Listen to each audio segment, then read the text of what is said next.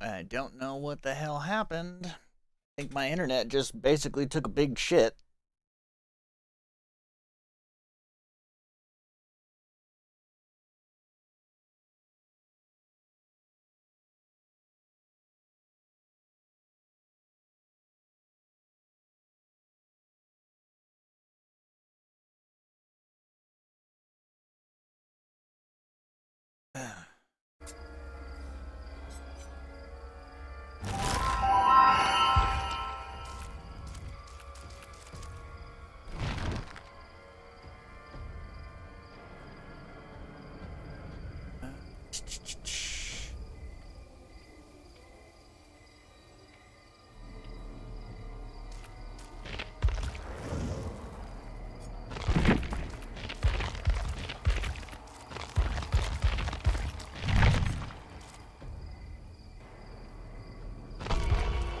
Alright.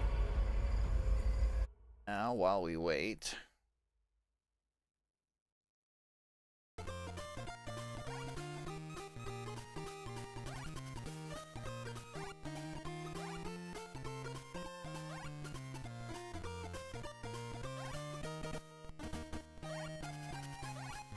I think I fucked that up.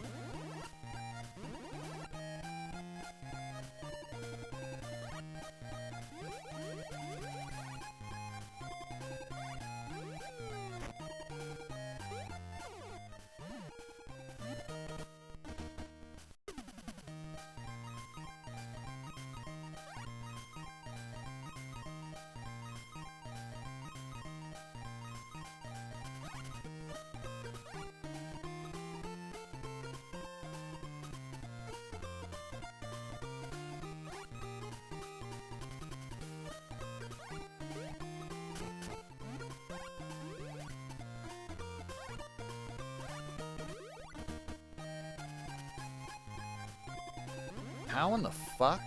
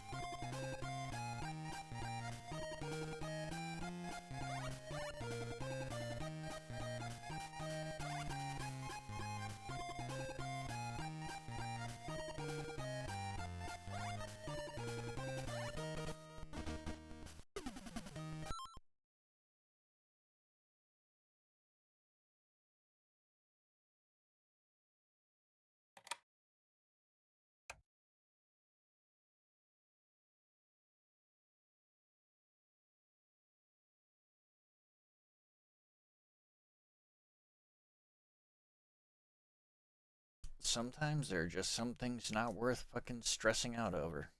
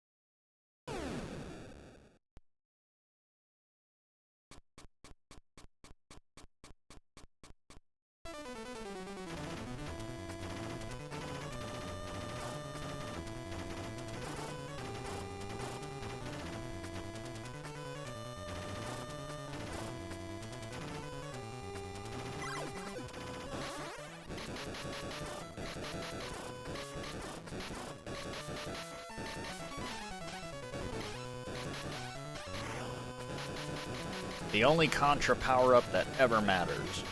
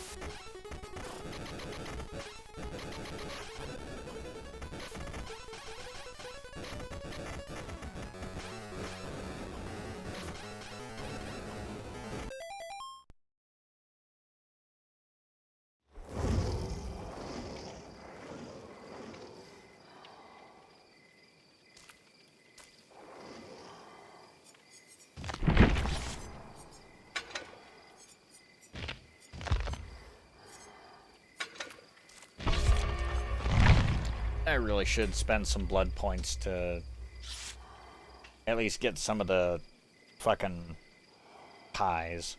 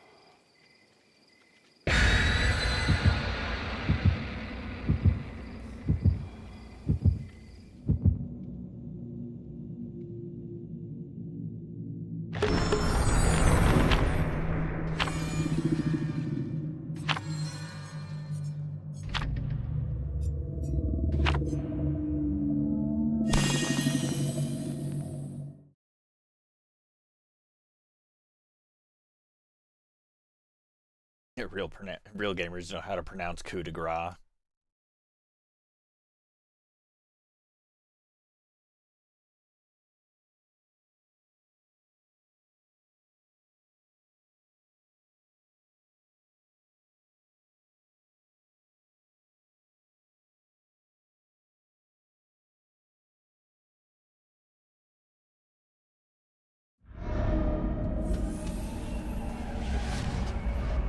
Ugh.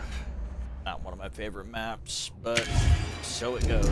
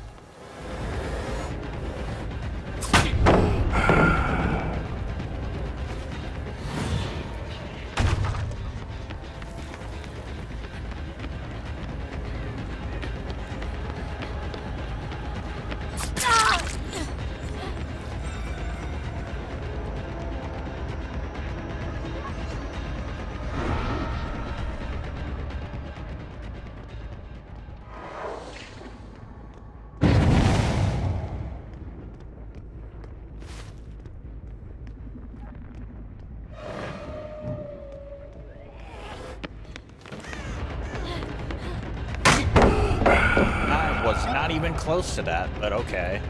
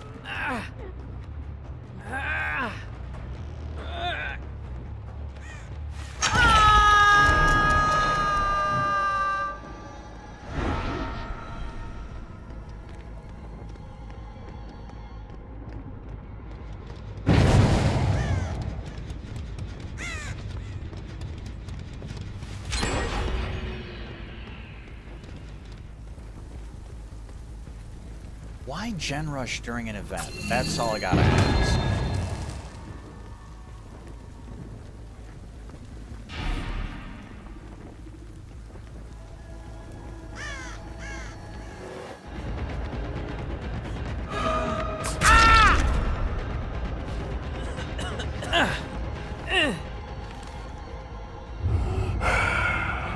Oh, you DS whore.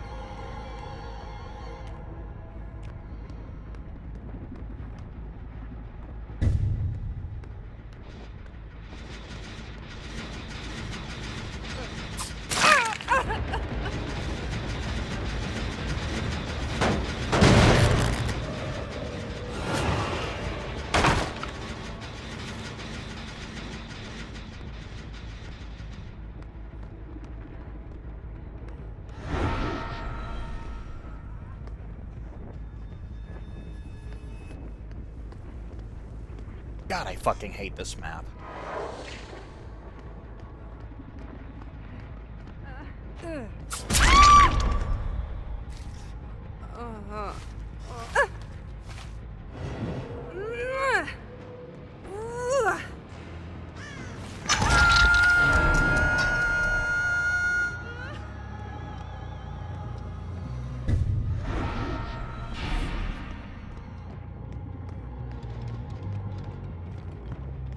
There are not enough words in the American English lexicon to describe just how much I fucking hate this map.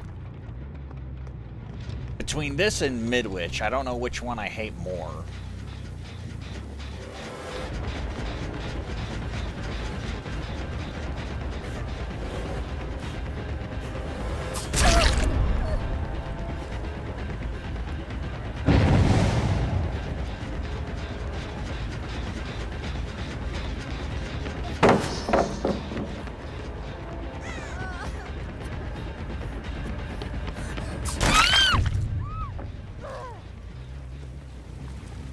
That sounded like it hurt.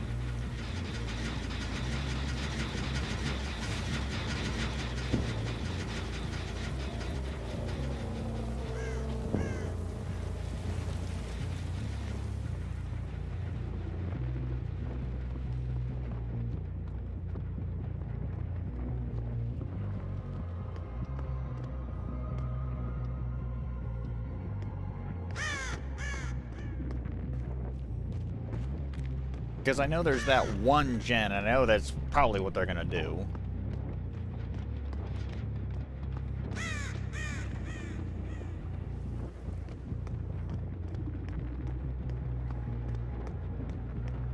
That's fine. Like, I don't even know how much fucking progress I've made on my stupid quest-related...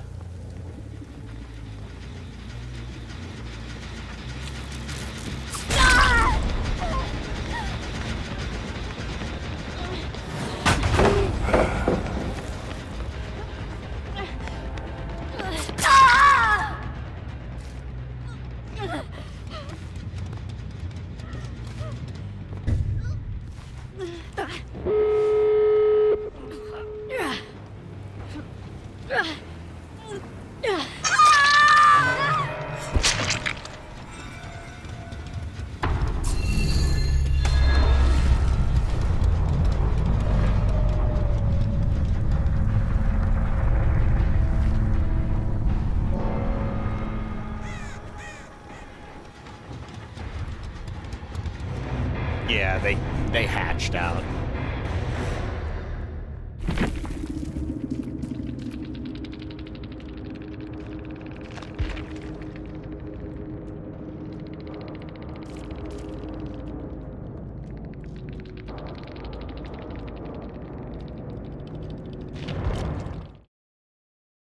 All right.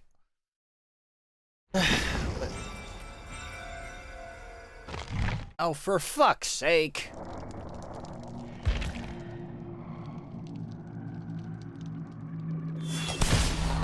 Hello there. Come roast some ears by the fire.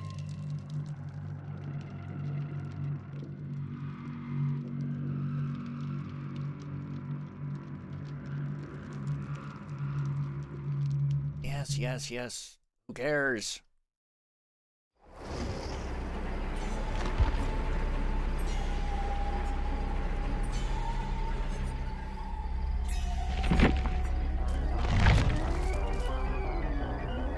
Let's see, I need to do one more of both completing a masquerade trial as well as using a ability.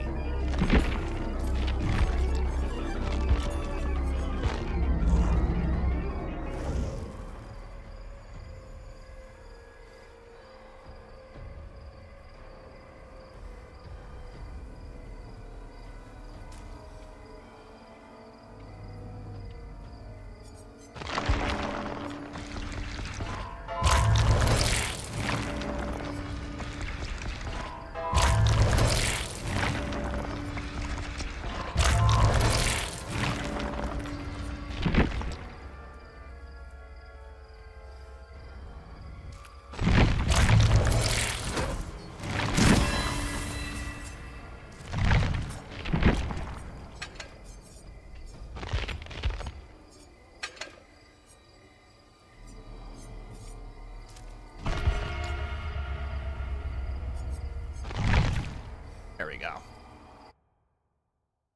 And now back to this.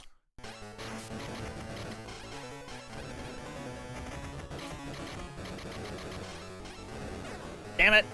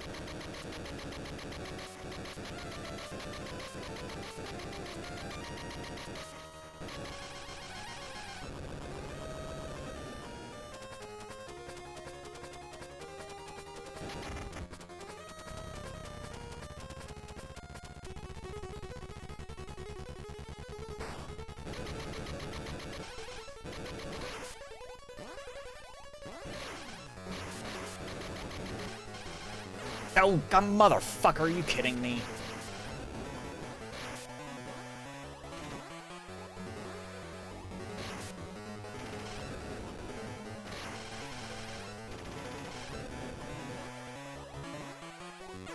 Fuck you.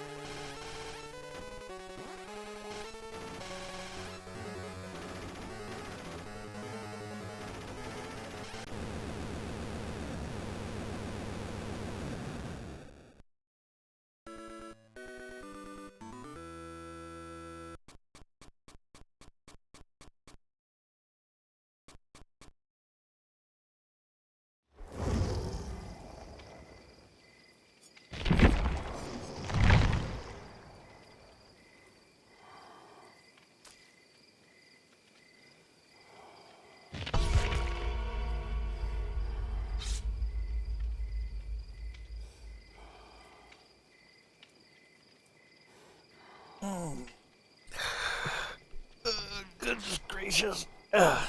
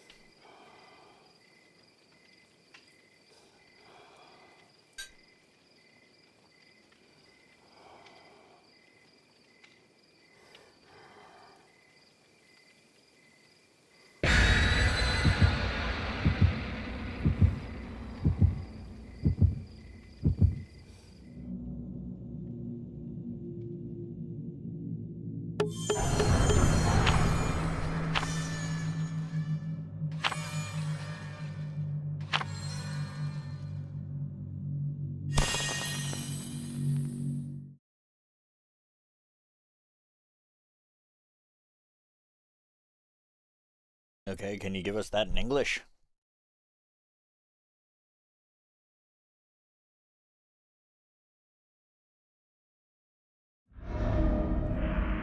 Oh, great.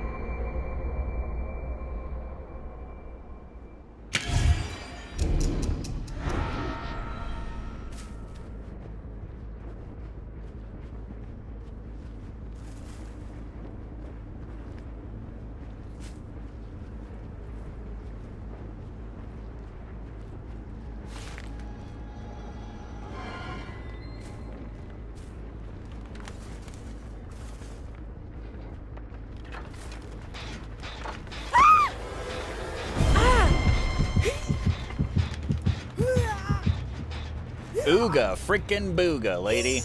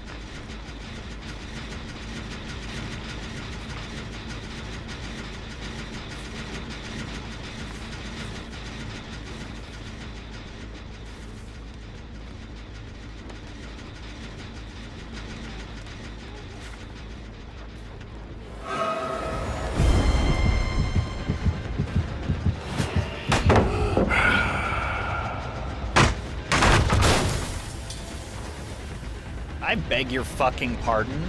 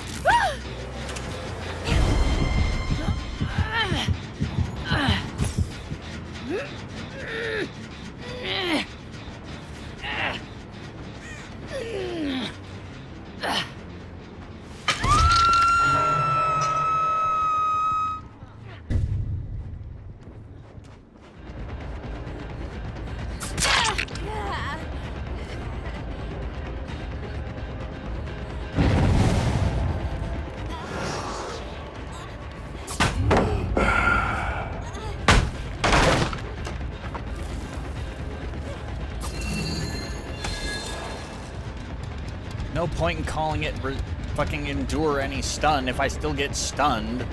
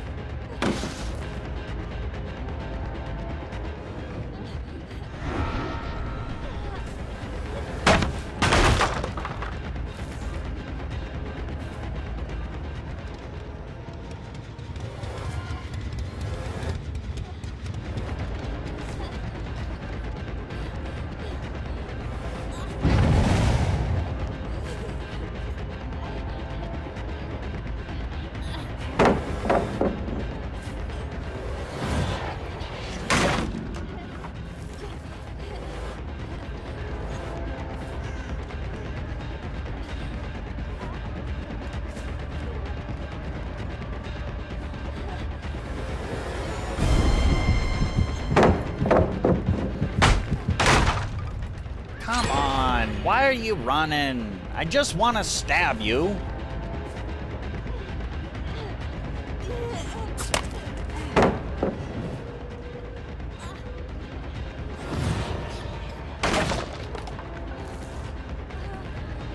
What's a little blood loss between friends?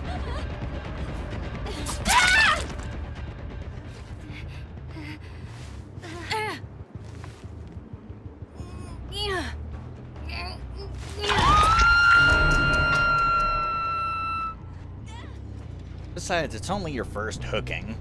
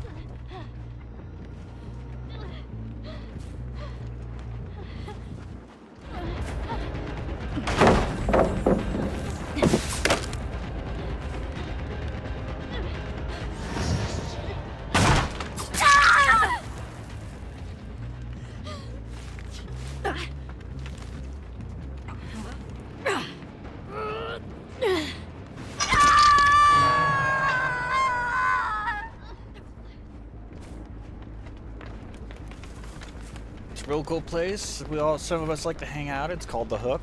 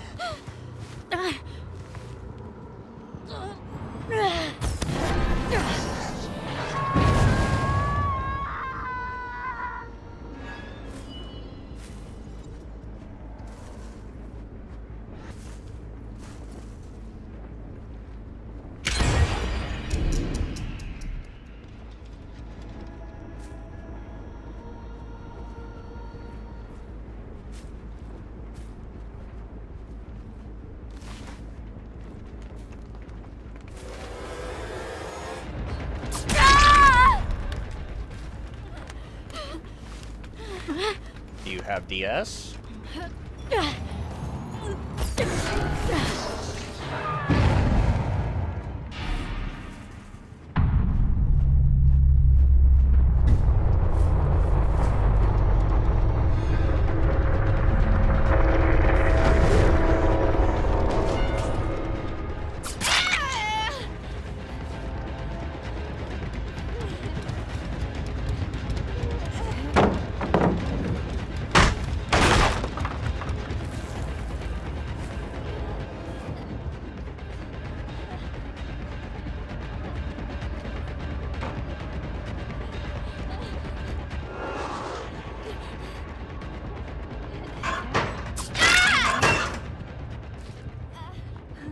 Bad timing.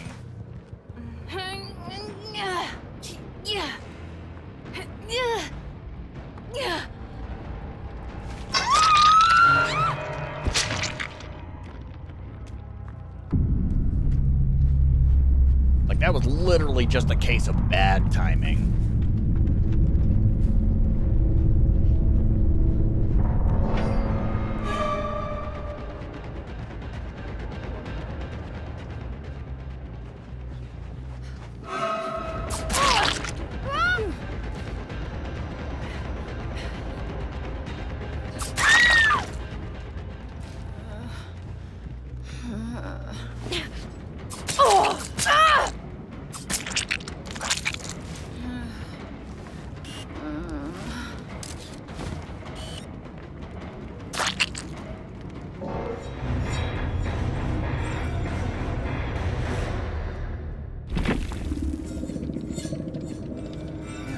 Takes care of day one's, or phase one's things. There are words that I'm supposed to be saying, I just don't know what to say. Like, a part of me is just like, I'm not talking to anybody. Nobody cares.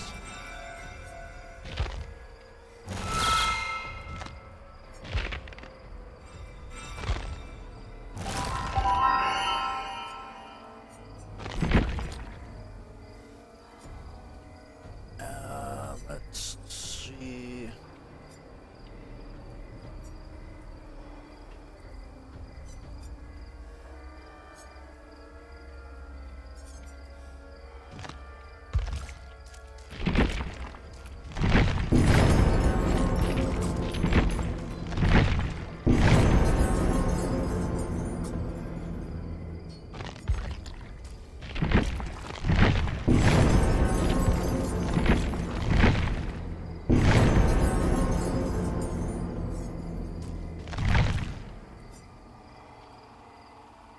I miss event tomes.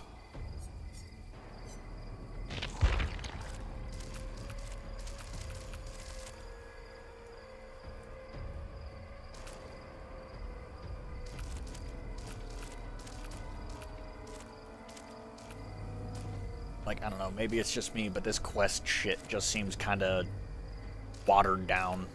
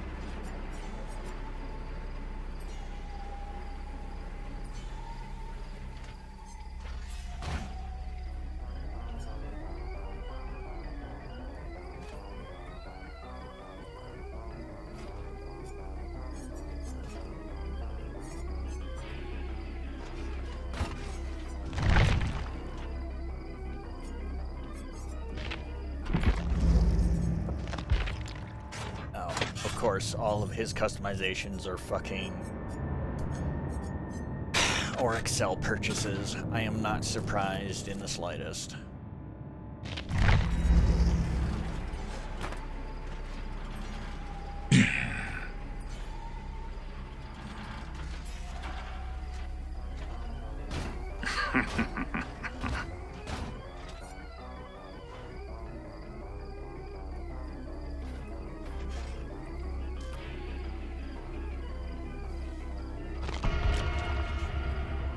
Alright, now I'm just doing this for shits and giggles.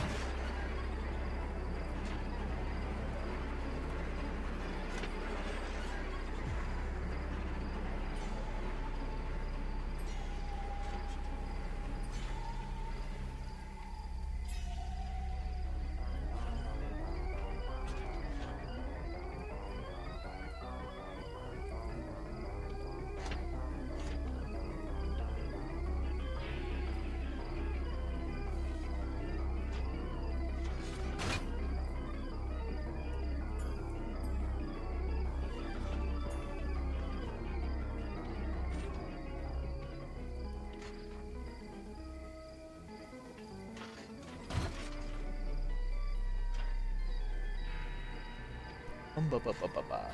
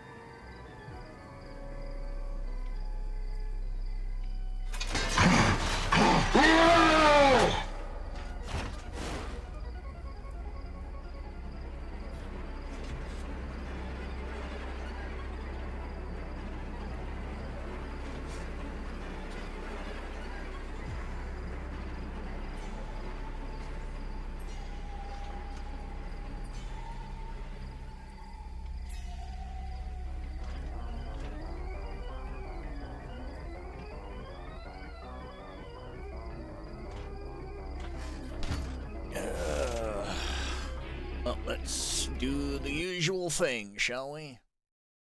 That's not the usual thing. Where is it? There we go.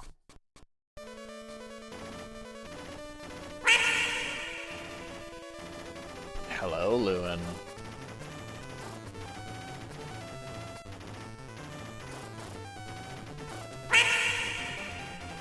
Good luck? I don't know what I'm wishing you luck for.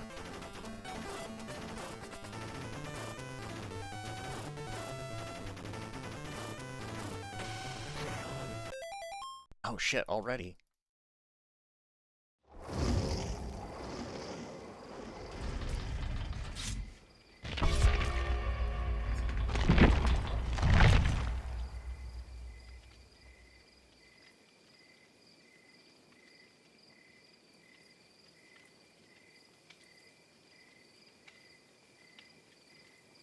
Right.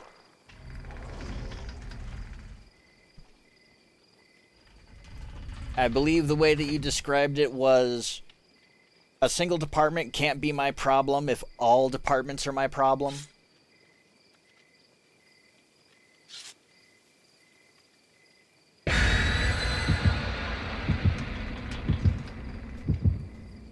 Well, I hope the best for you.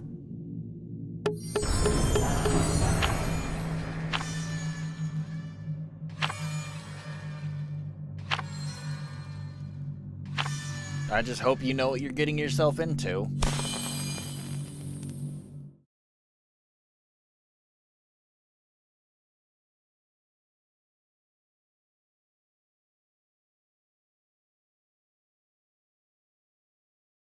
I look over at my TikTok side of things and I see Pho907.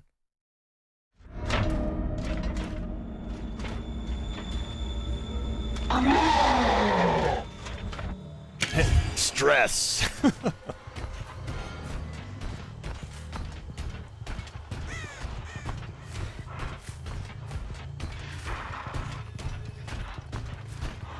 Ohio!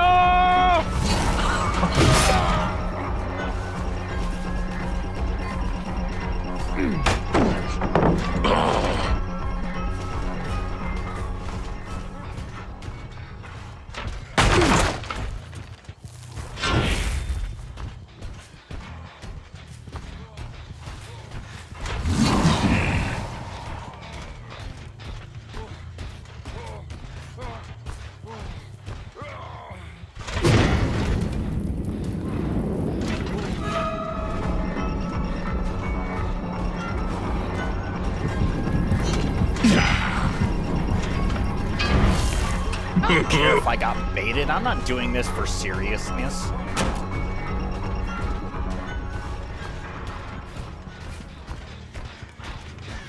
It's like I've already done all the killer-related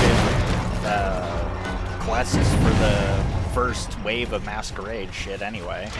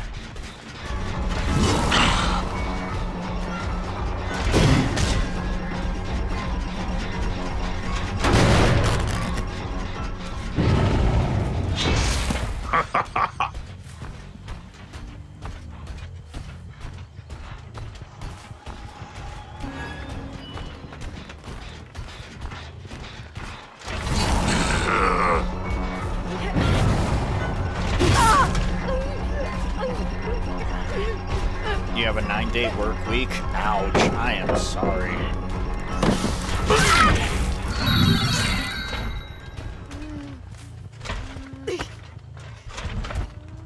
Oh, hang on a second. We need to hang this motherfucker. So, actually, wait, Lewin, you're one of my moderators, aren't you? You can ban this person, right? Wait there.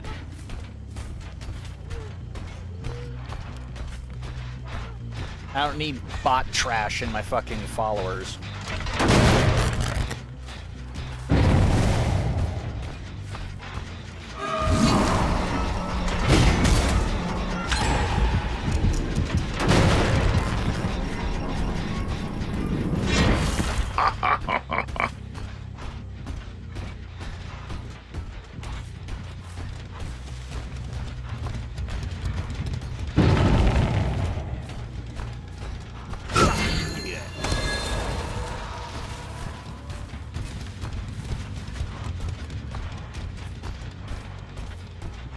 Yes, I know you have a 9-day work week.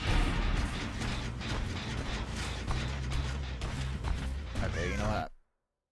Okay.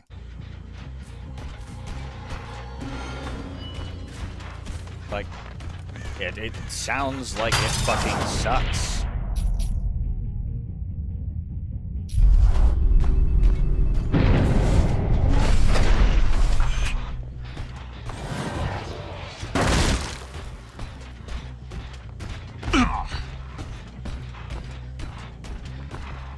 You went into work on your day off. Why would you do a thing like that?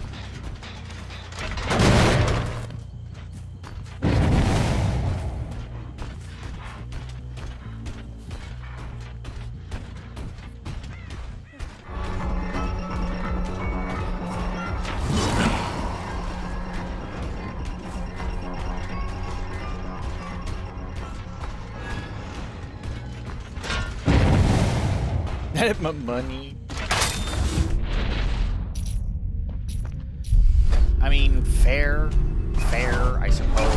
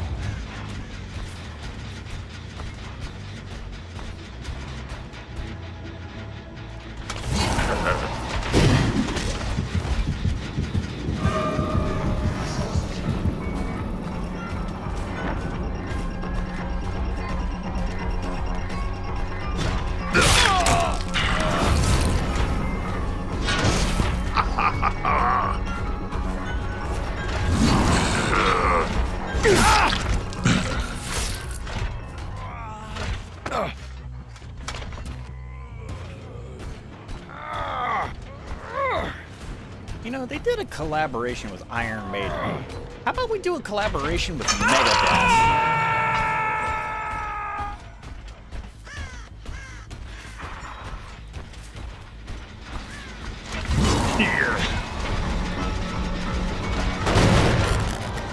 I mean, yeah, that is true.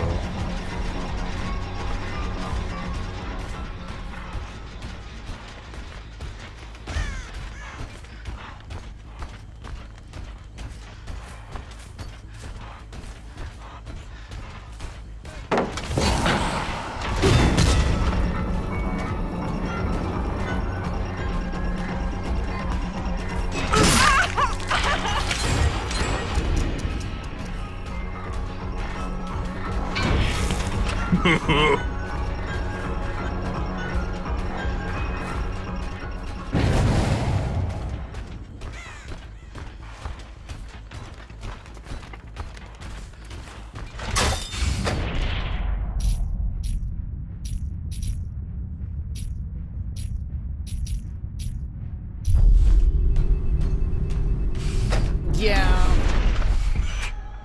I mean, that only makes sense.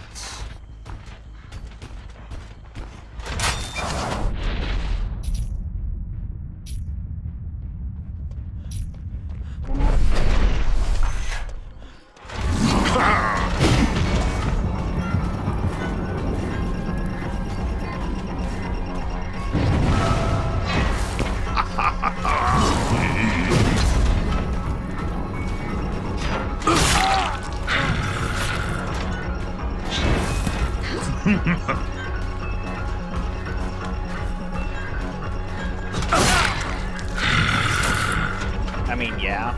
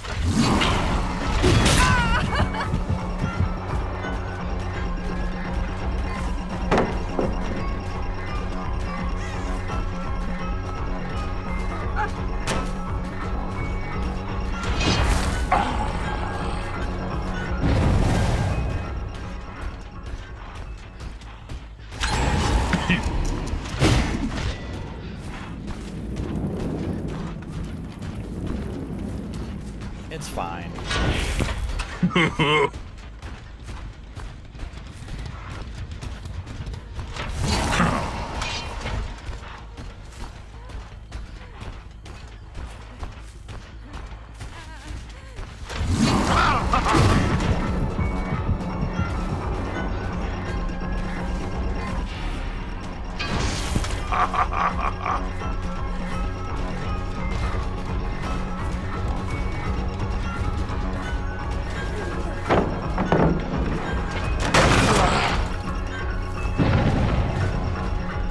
Hey, Bard.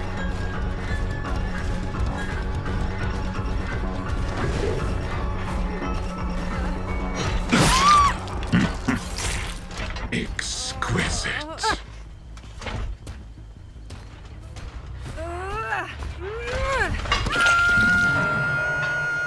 Your struggle will end soon.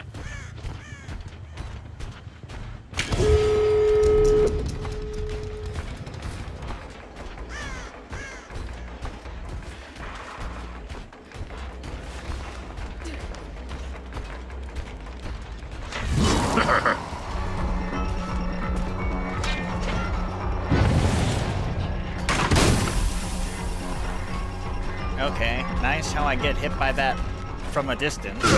That's cool. That makes logical sense.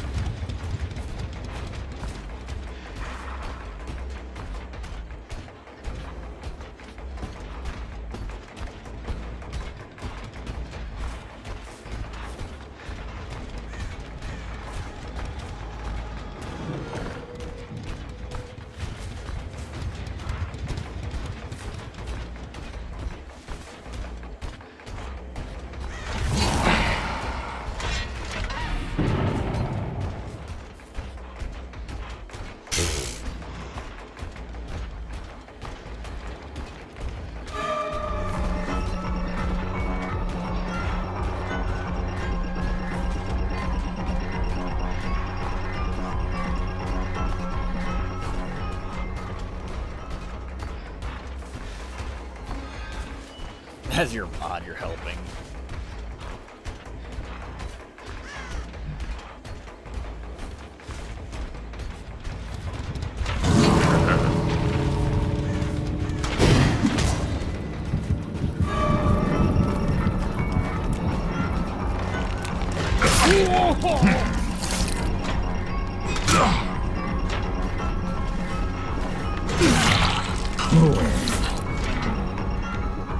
Just one stab on the smartass.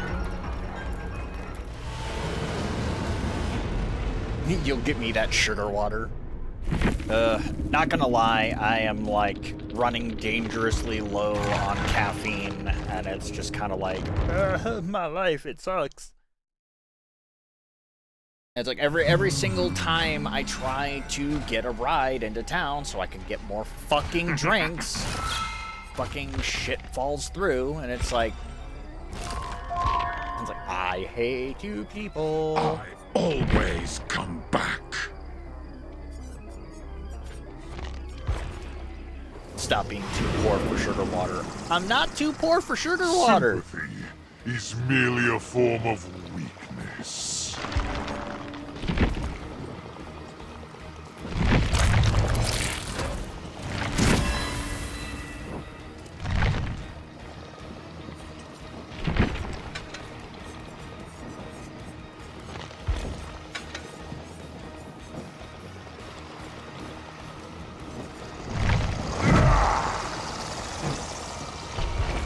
It's like, it's not even a matter of being broke, it's a matter of actually having a fucking lazy asshole of a roommate who won't actually do what they say they'll do and take me into fucking town.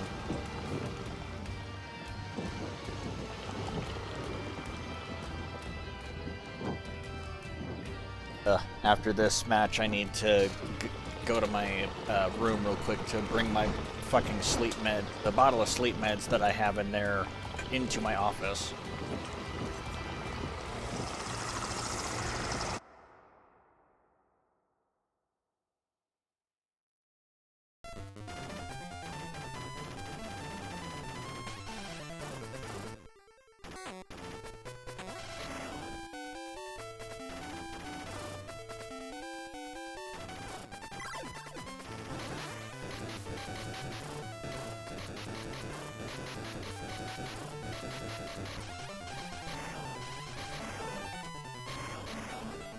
Damn it!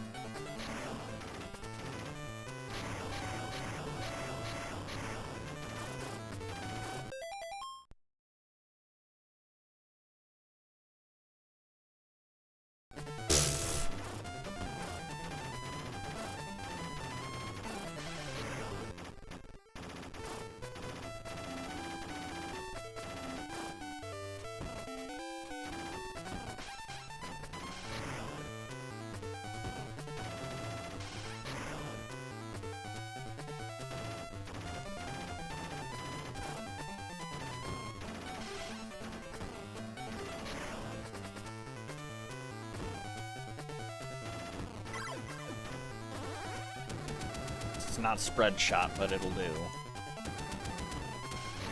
Fucking bullshit!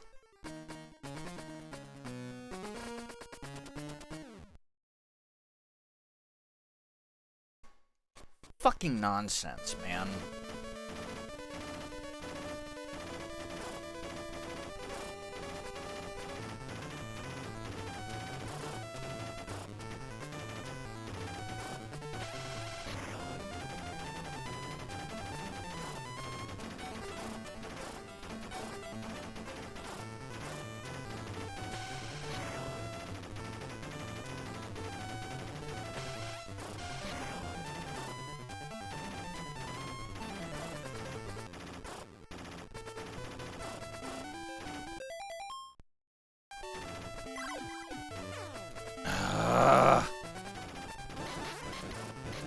Got killed.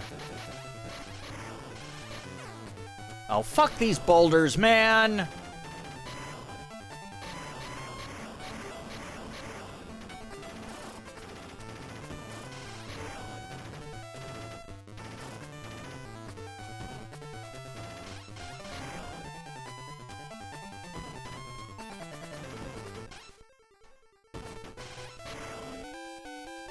Oh, fuck off!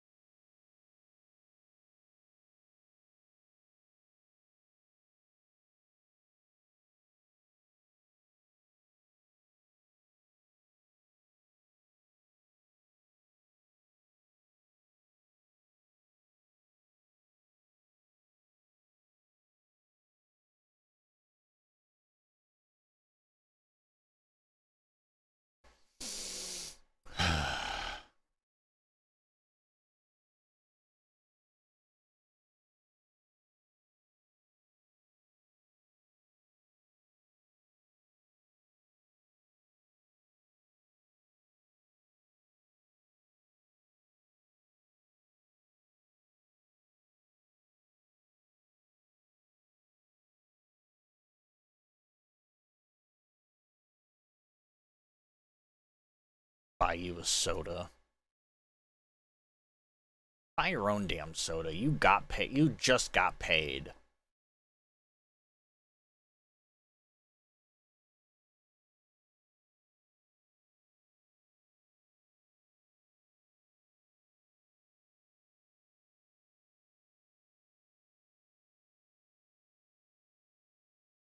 $35 cans for $16.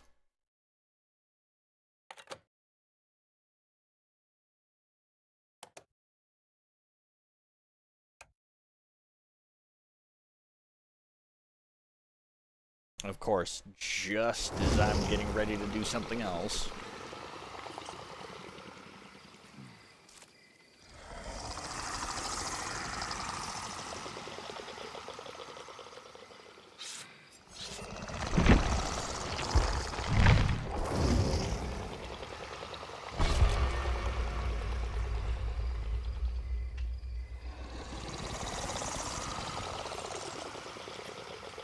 I don't want to know how many thousands of dollars you have.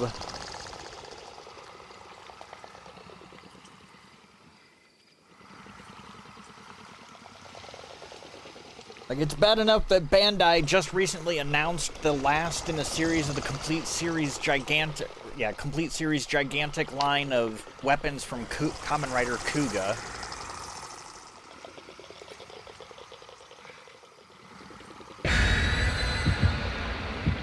It's like I need to get the Titan Sword, the Pegasus Bowgun, and now the Dragon Rod.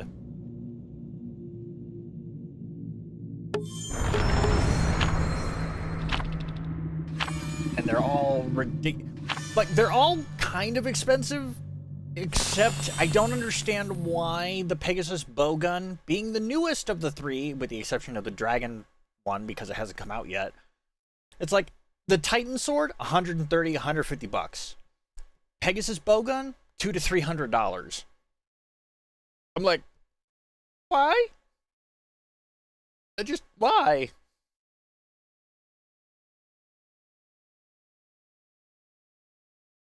Don't forget to drink more water. Fuck you, you don't tell me what to do, game.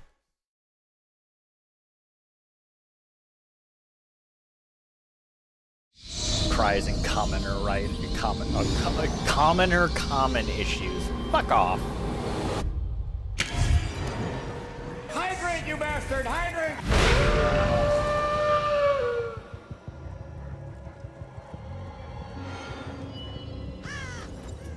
See if anybody wants to play with the puppy.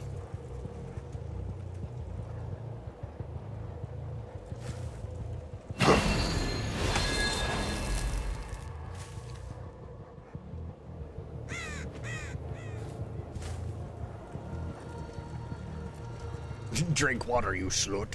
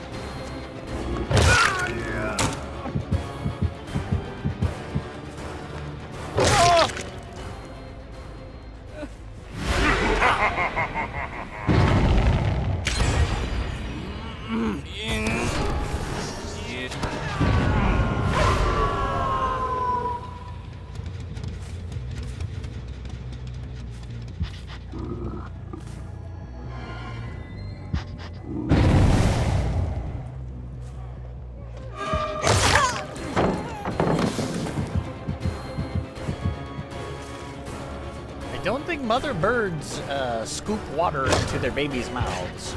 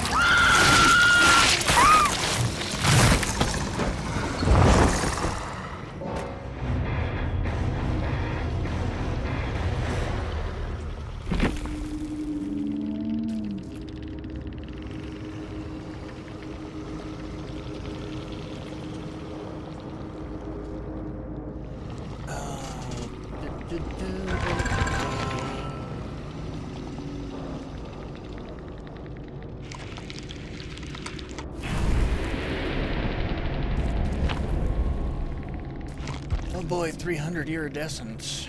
That's what I don't fucking need.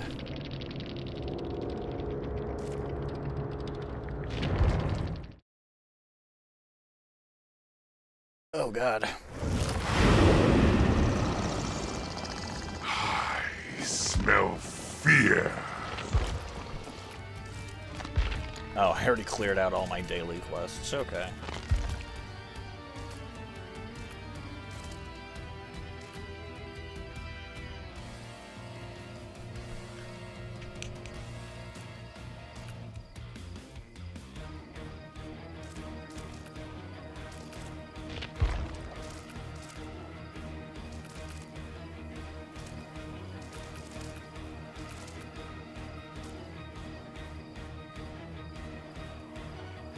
Oh, really? A fucking quest that involves the utilization of scourge hooks?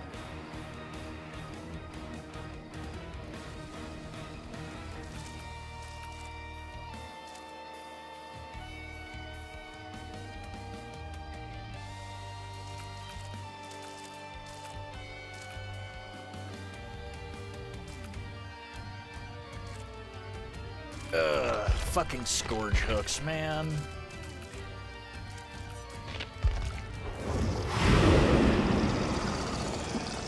This time, I will tear you limb from limb.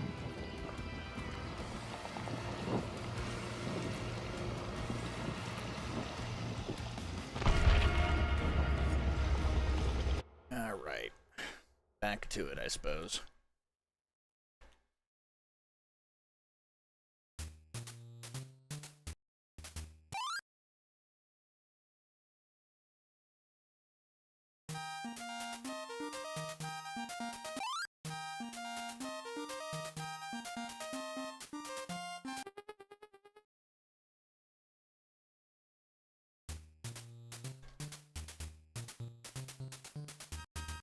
Alright, what the hell?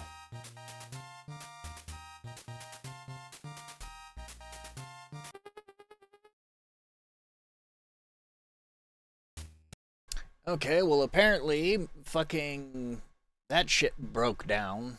Fucking froze. To launch it again. Oh boy, what fun.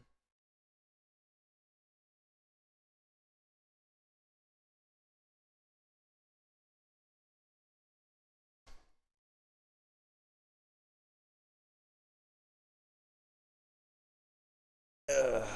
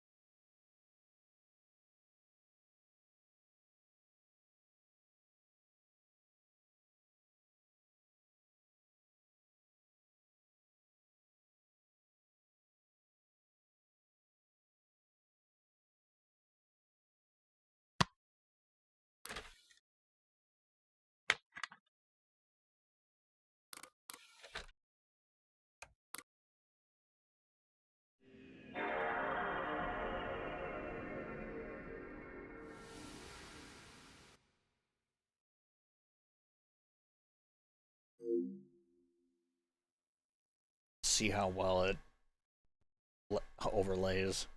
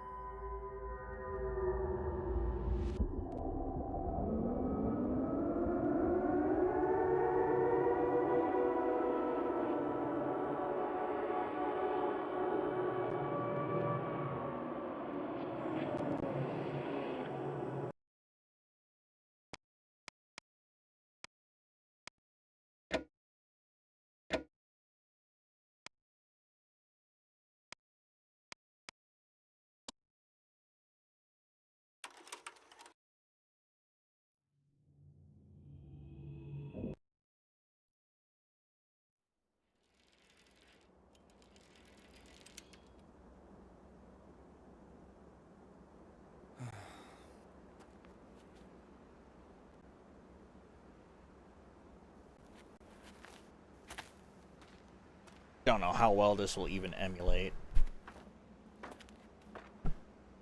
What is she doing?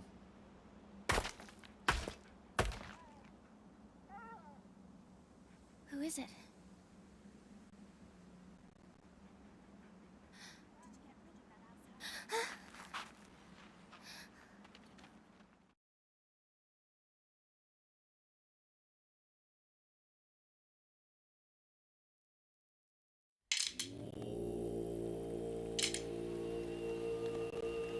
What are they doing?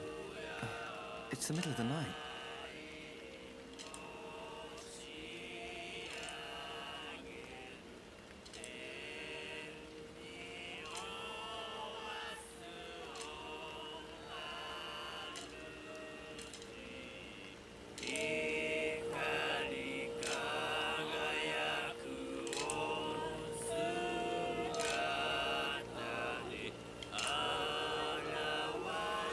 So, who's there? Huh? Who is it?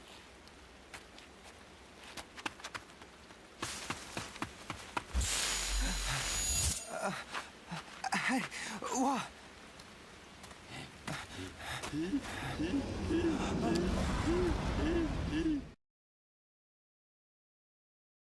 Oh, of course, now it fucking...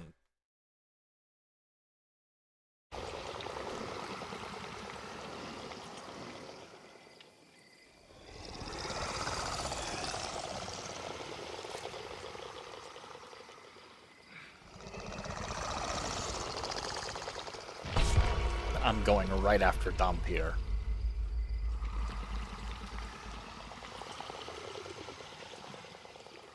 No particular reason.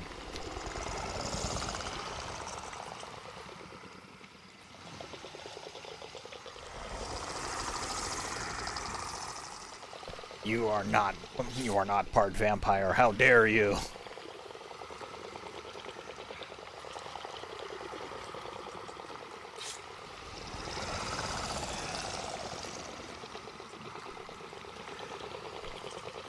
Then again, you look at Dracula in his true form, and it's like, homie, I don't think you're a vampire either. I think you're some sort of weird eldritch demon. I don't exactly recall the last time Bram Stoker talked about fucking, you know, a vampire having weird fucking mouthed phallic tentacles coming off of their back.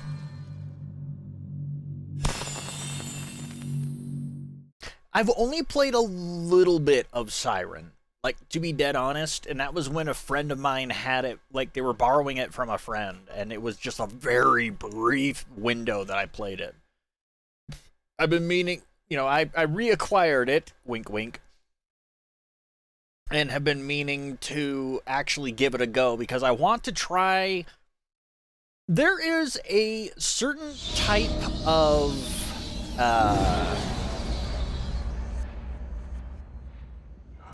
Let me try to find my words here.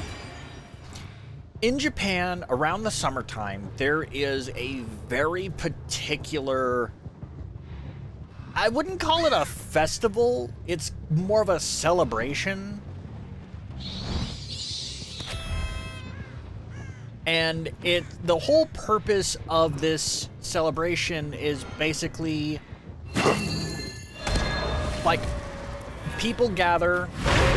Usually it's like a large quantity of people. They gather, they get 100 candles, and they each, at night, take turns telling scary stories. Be they true, be they false, be they whatever. They are, you know, the whole purpose of the celebration is that you're supposed to tell a scary story each in turn, and after each story, you extinguish a candle.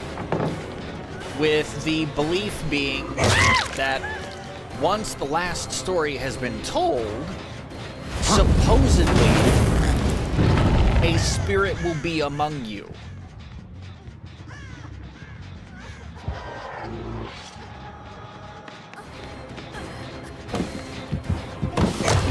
And it's one of those things that I just wish that the West would adopt.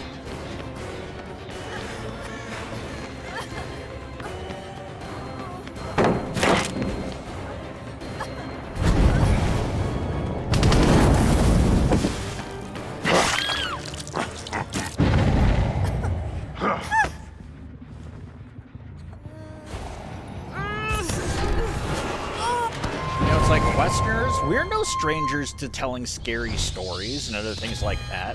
So why the hell not, you know?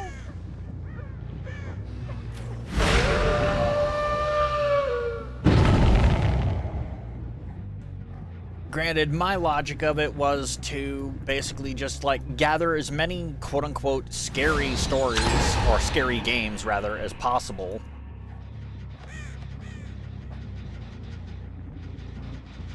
And basically, like, maybe during my vacation next month,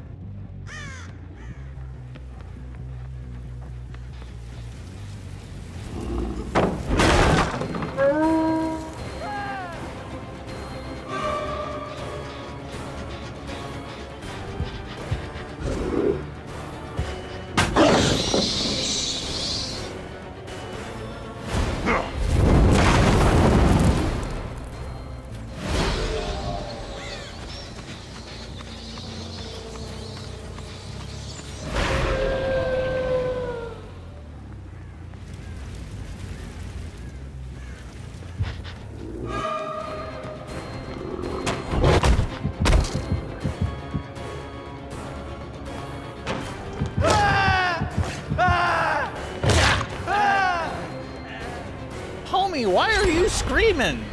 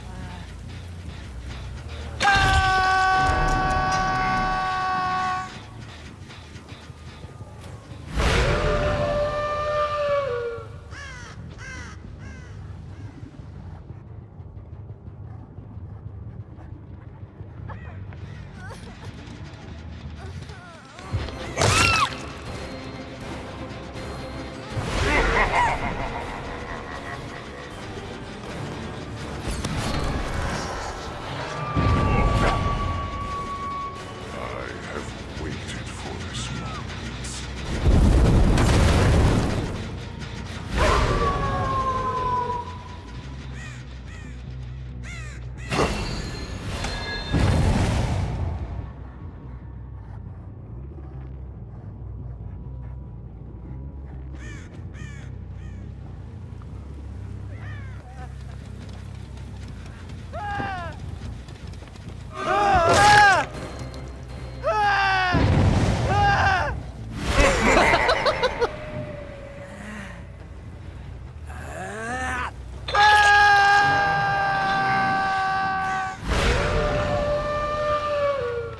I shouldn't laugh because that was mean, but just after downing it with, "Ah! Ah!"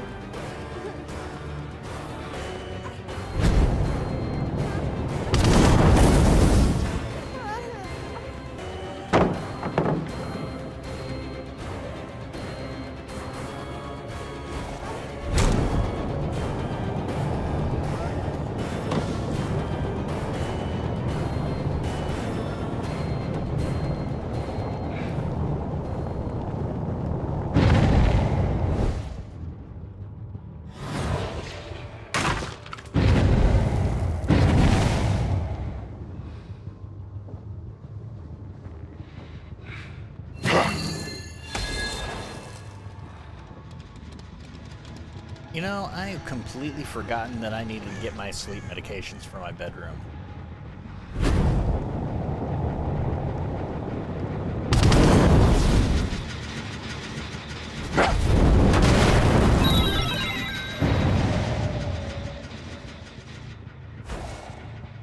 And thank you for the follow. If I see any sort of promotion or anything like that coming off of you, I'm gonna ban you without hesitation. Because that's just how we roll here.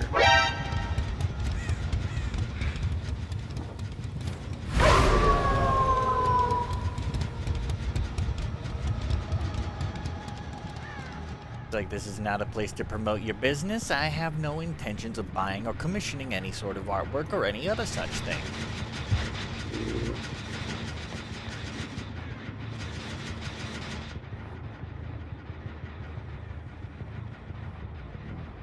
I hate RPD. I hate RPD.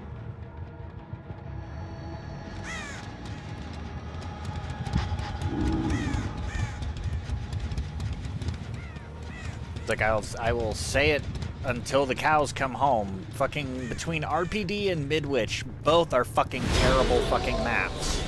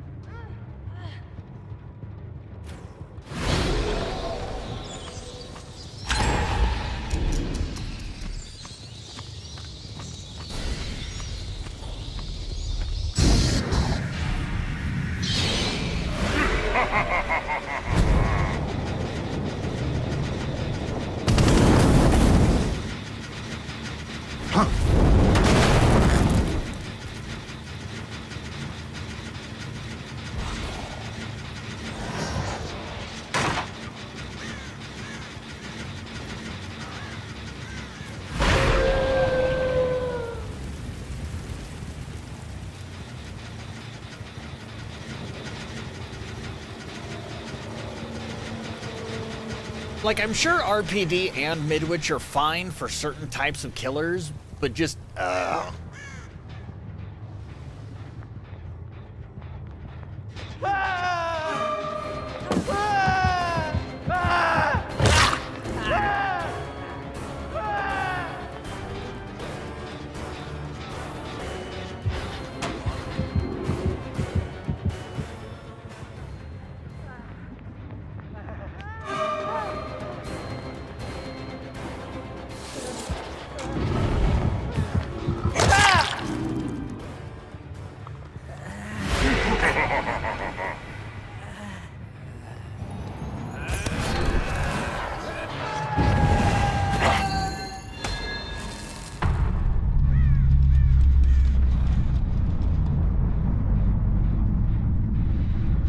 it's like RCPD and fucking Midwich are just, I hate them.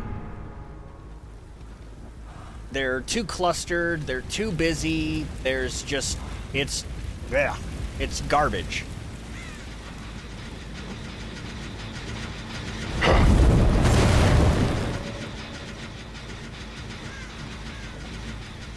Like, I'm sure there are, as I was saying before, I'm looping back in on myself. I'm sure there are certain killers that are good with these types of maps. I doubt Dracula is one of them. Or maybe I'm just shit at Dracula.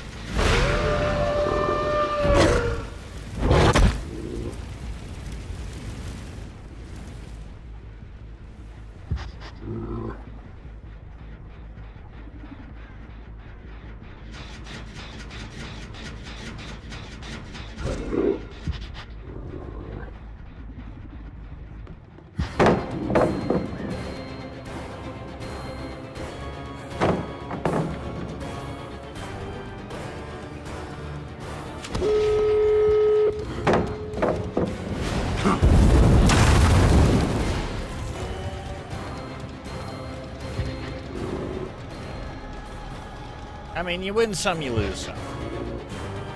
That's all it is at the end of the day.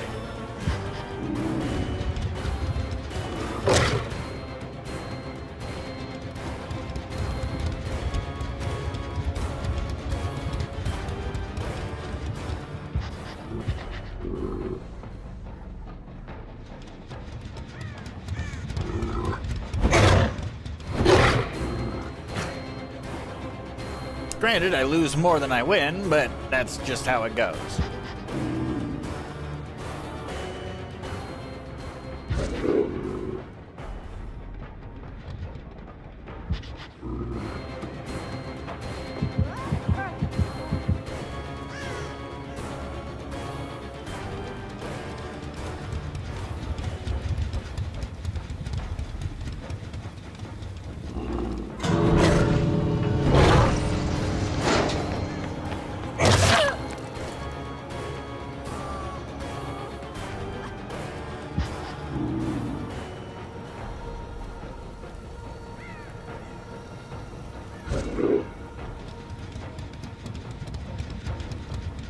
Honestly, everybody could just leave right now and I would not feel any worse for it. Just, it's like, get out.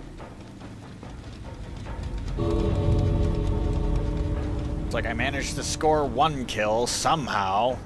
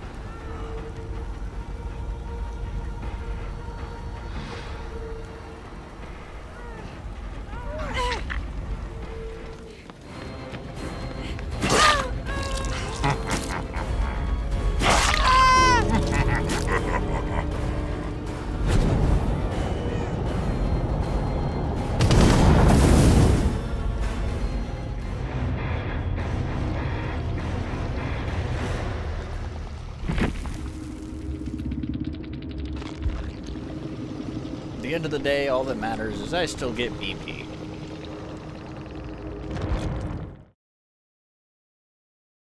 And I just can cross my fingers and hope to fucking Christ I don't have to deal with that shit-sucking map again. Always judge the weak. Then again, knowing my luck, it's like, oh, hey, look, that map fucking sucked. Then all of a sudden, hey, you know what other map fucking sucks? Here, let's put you in Midwich.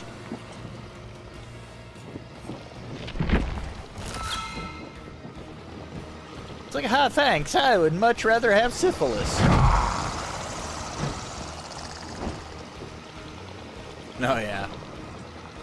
They need to bring back the fucking genre of vehicular combat games. All they had to do is fucking like bring it back smartly. Don't be stupid about it. Smartly. Smartly a word?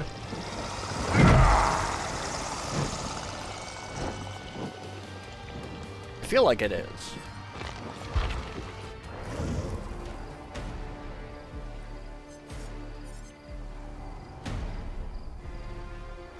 I feel like it could be.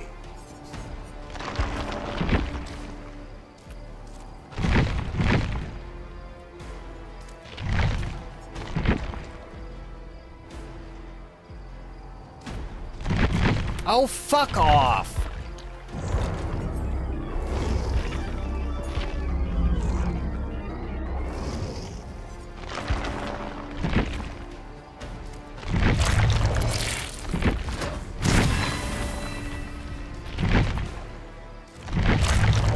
thank you. I mean, it's like, look at some of the classic fucking vehicular combat games that just vanished. Like, yeah, we have Twisted Metal. Twisted Metal just kind of went the way of the dodo, and now they're going like, oh, but we have a TV show. It's like, yeah, that's fine and dandy. A TV show is fine, especially when people apparently seem to like it. But give us a new goddamn game! Fucking Vigilante 8, they tried to do a reboot, remake, whatever the fuck you want to call that, Xbox Live Arcade experiment, which just, it was not the same at all. It's like, yeah, this is Vigilante 8 in name only.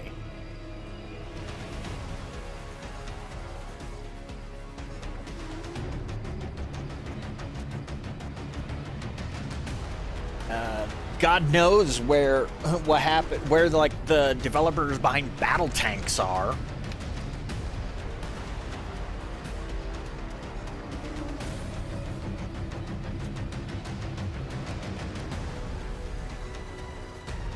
Battle Tanks,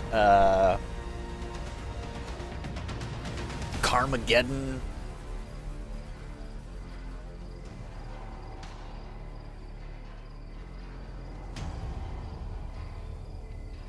The fucking one-hit wonder that was Rogue Trip Vacation 2012.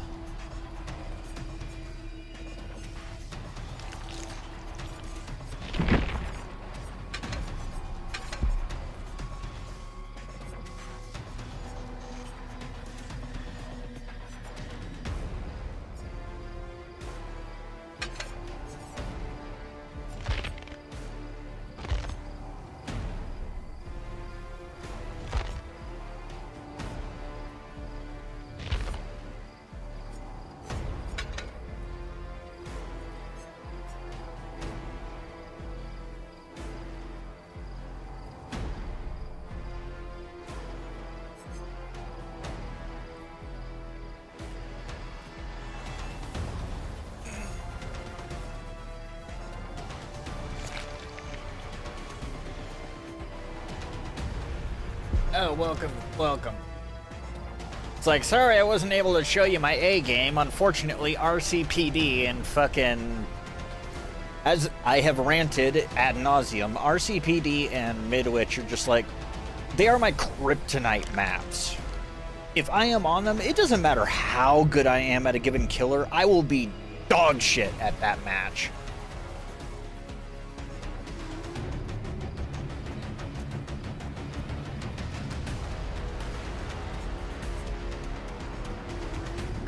Never used Eruption before.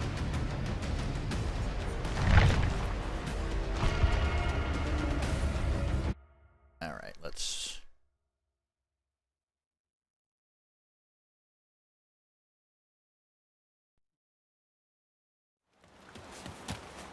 What?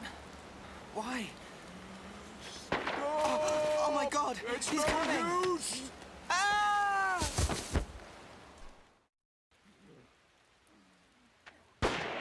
Roger. Shoot to kill.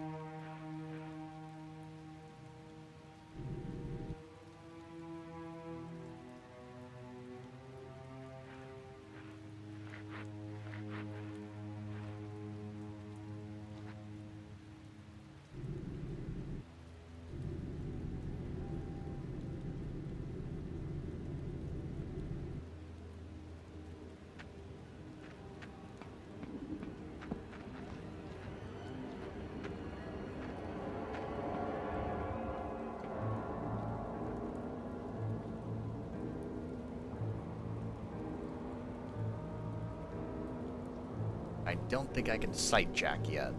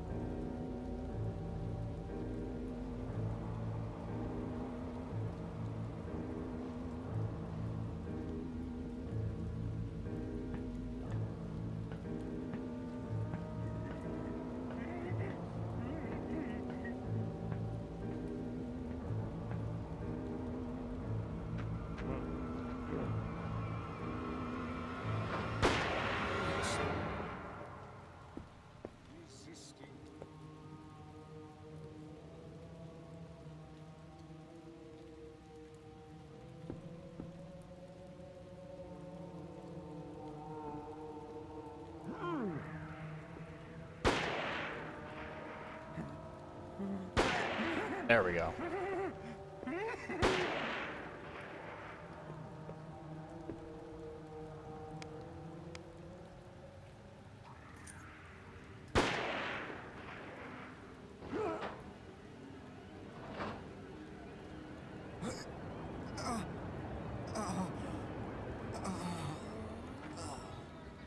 It's no use. Yeah, fucking, yeah, no.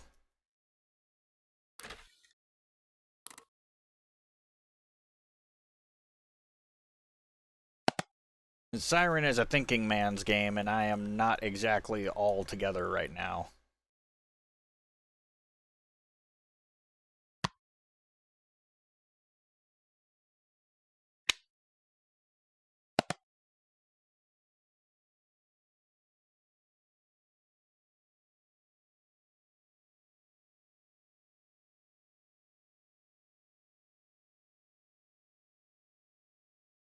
Oh, excuse me.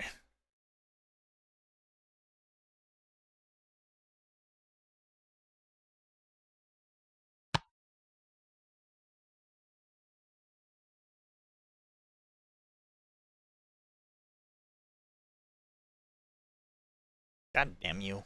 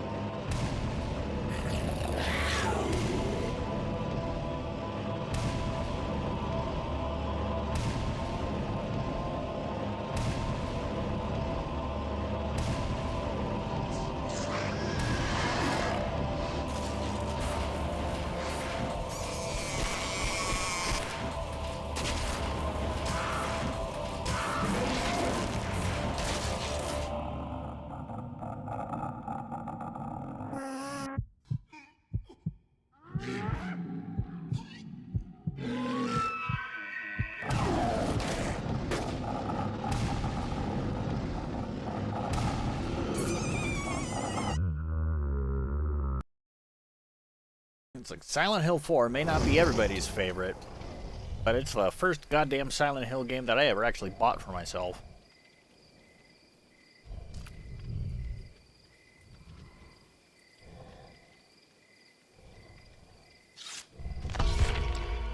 Hi, my name is Trash. Just makes me think of that fucking... Oh, hey, thanks for checking in. I'm still a piece of garbage.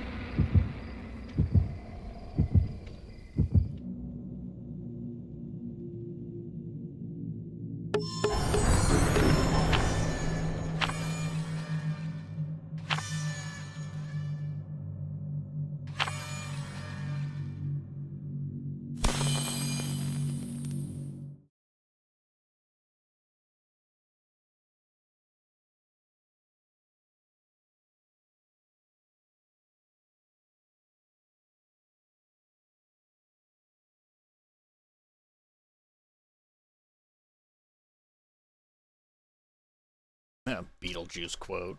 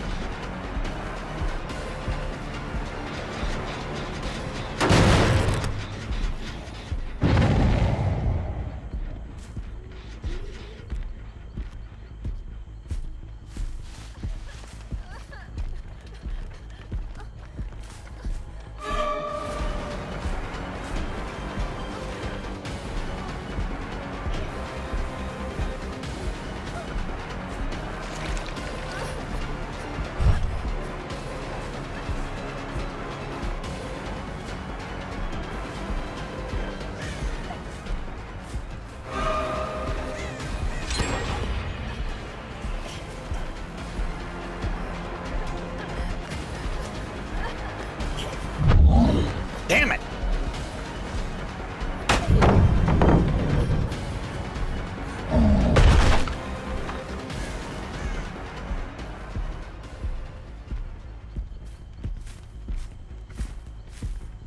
Not gonna be one guide the entire match.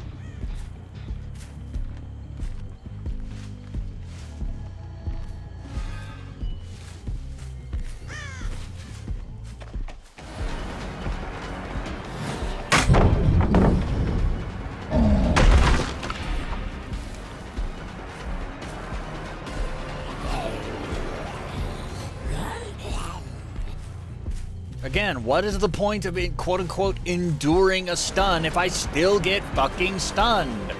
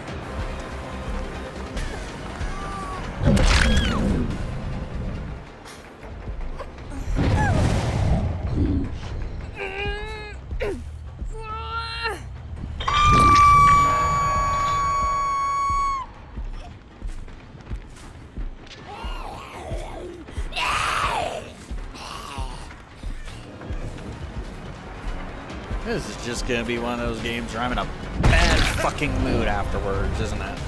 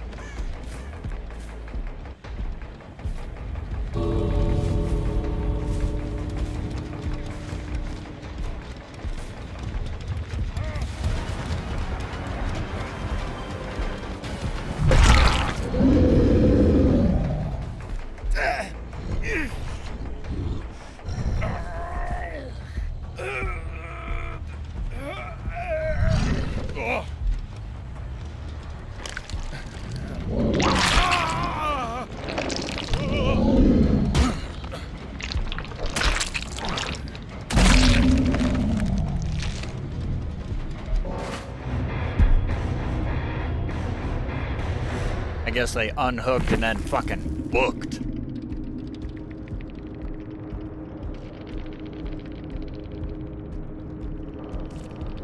It's like, you abandoned your comrade. How could you?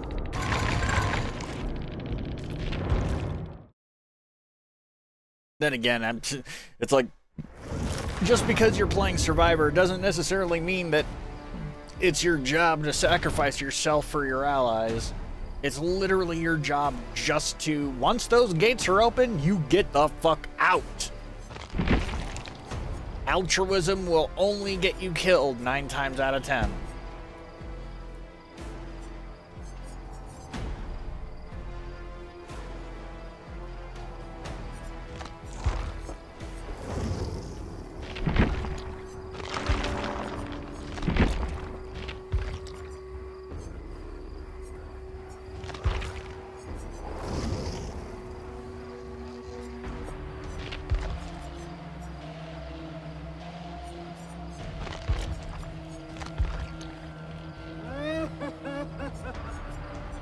Does he even have a Twisted Masquerade, like, set?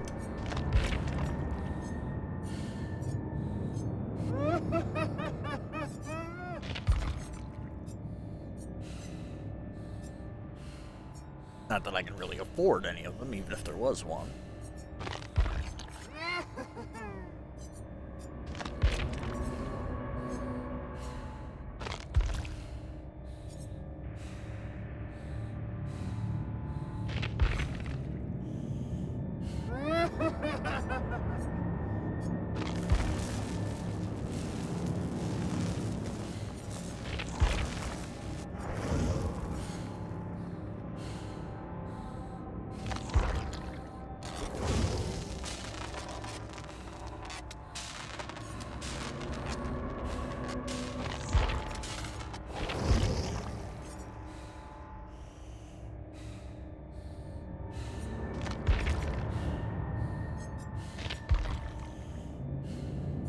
I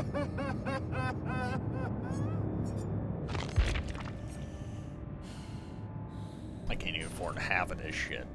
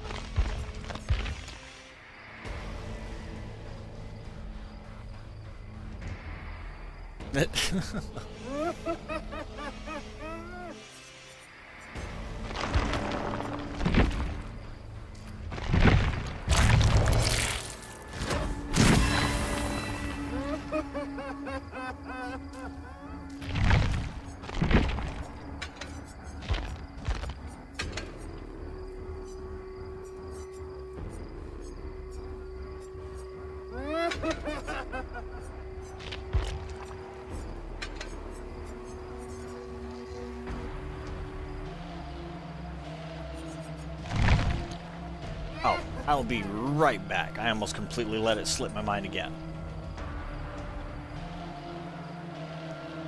I gotta go get my sleep meds.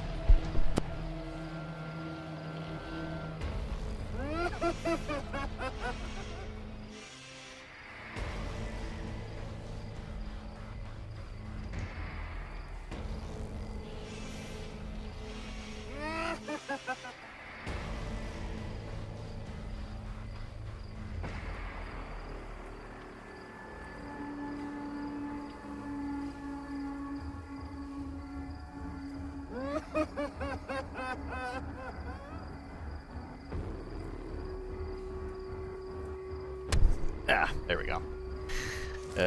This will probably be my last match.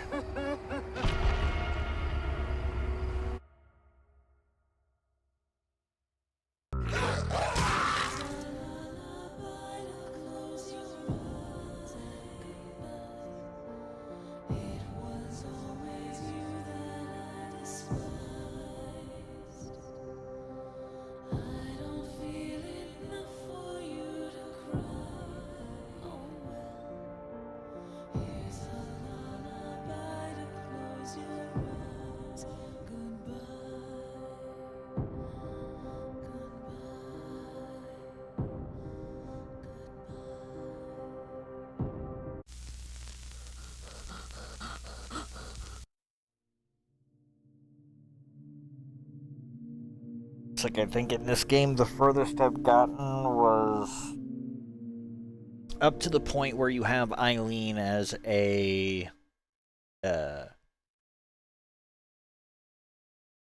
basically the shitty part of the game where it turns into a fucking escort quest.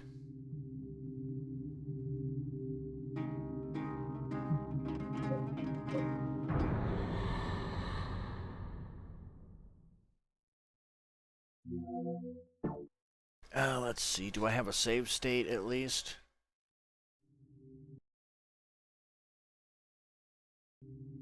Nope.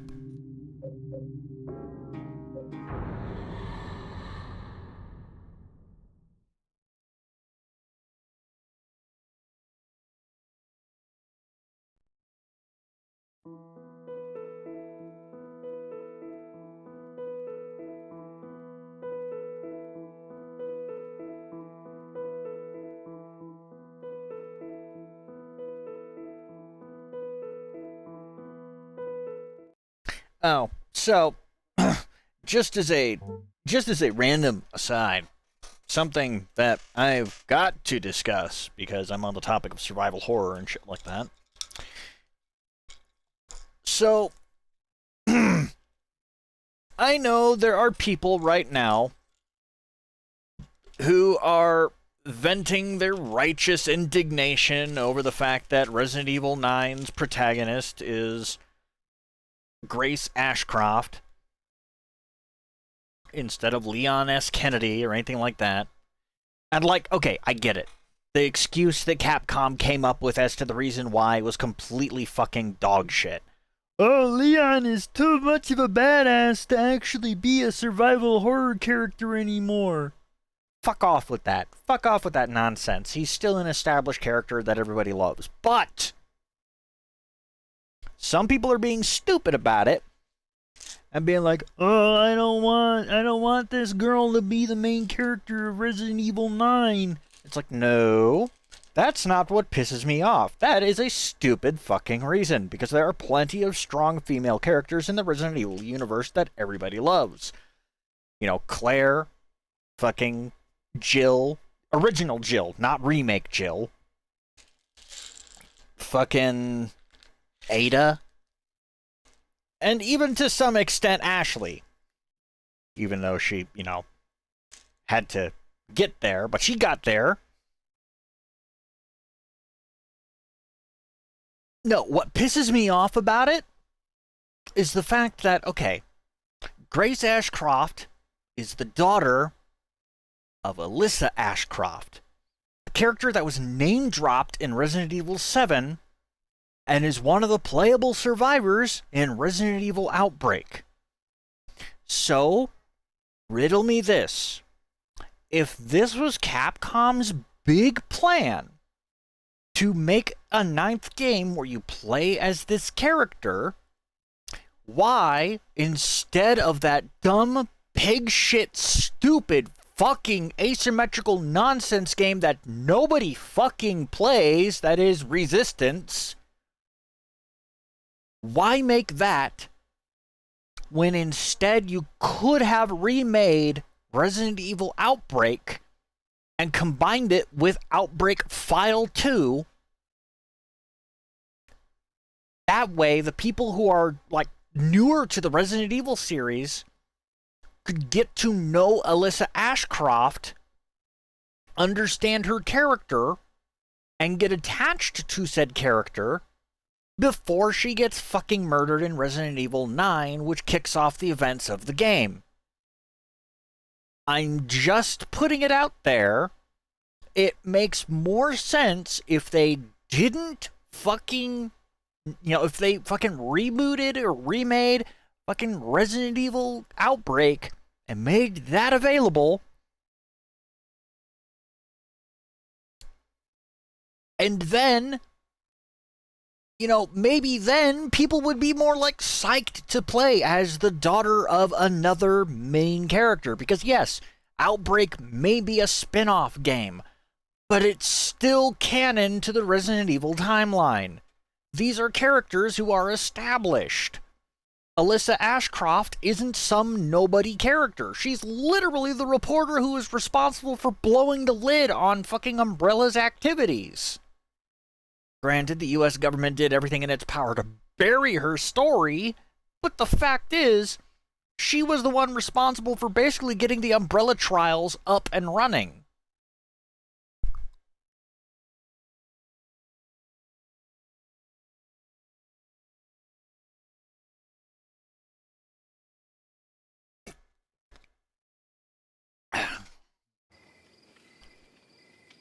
So, like,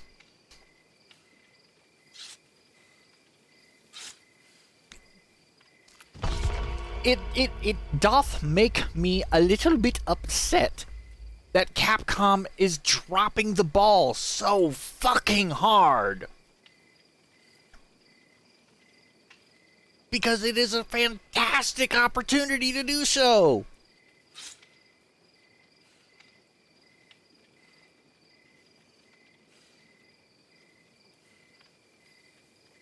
It's like, I want to... Whoop. Put that fucking controller out of my hands. Oh, excuse me.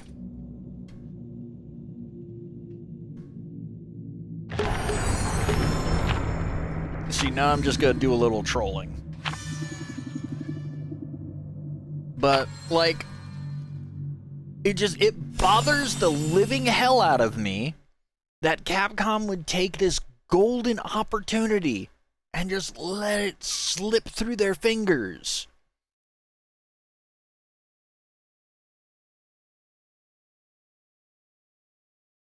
I mean, granted, yes, if they were just introducing yet another new character, just completely detached from anything other related to the Resident Evil timeline, I would have been a little bit pissed off, because it's like, god damn it, fucking Capcom, will you please stop introducing characters already?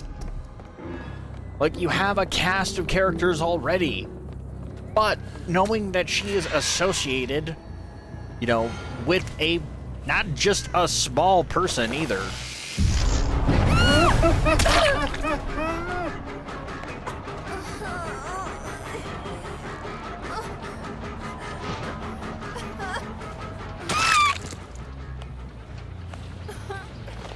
Come here.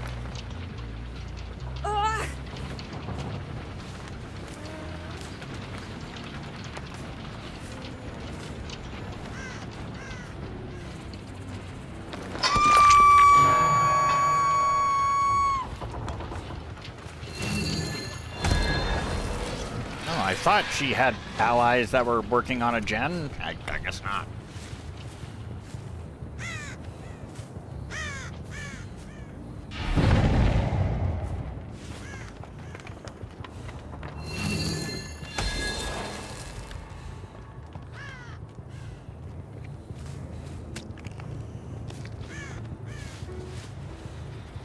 Like, it's something that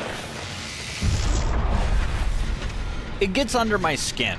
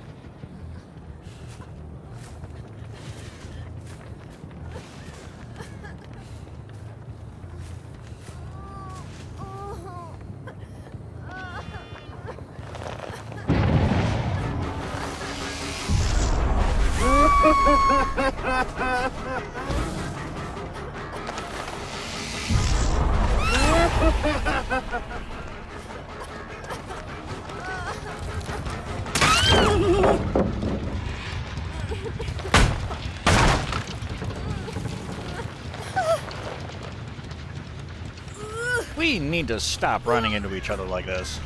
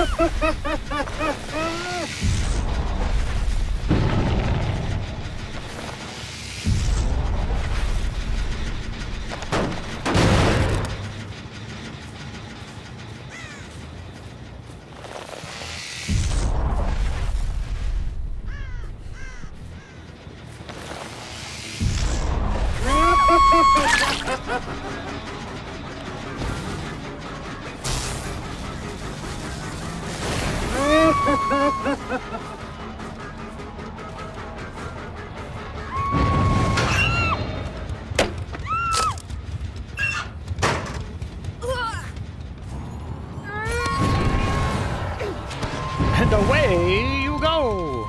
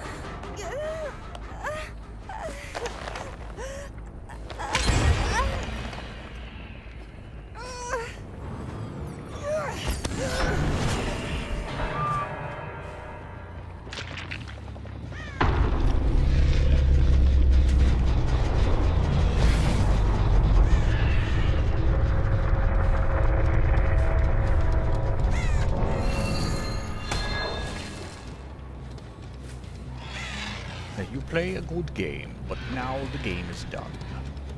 Time to die.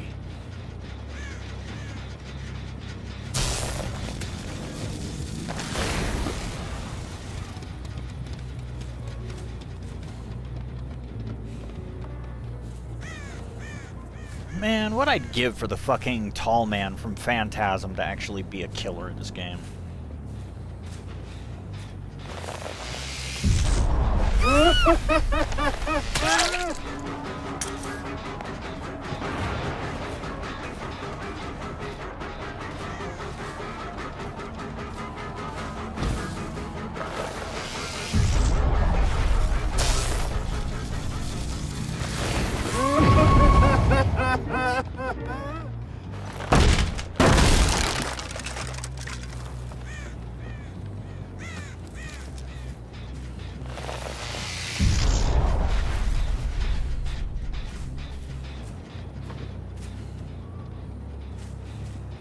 Wait, somebody went down?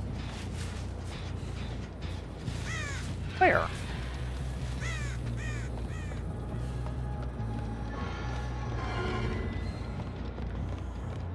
I try my best. Where the fuck they go?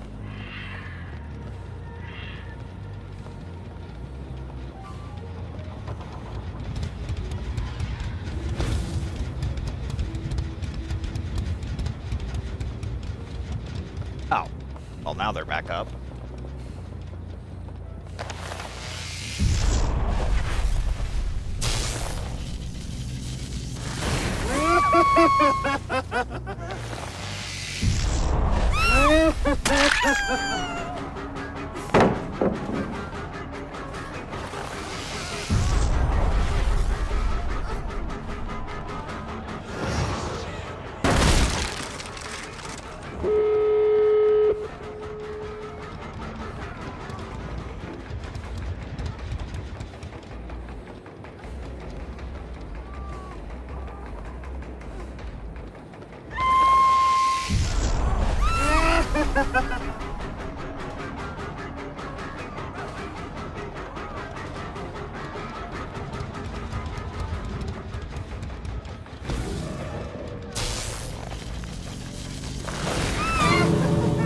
I don't want you to die, I just want you to go stark raving mad.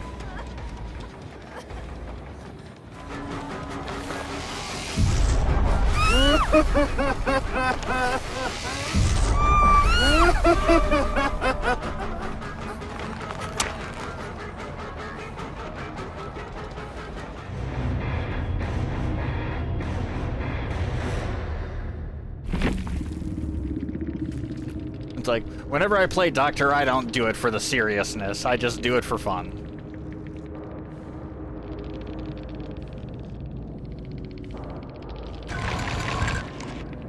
It's like, really, there's only 2 killers that I actually take, I guess, what would the word be, seriously, quote-unquote, biggest, fattest fucking air quotes in the world, because it's just a fucking video game.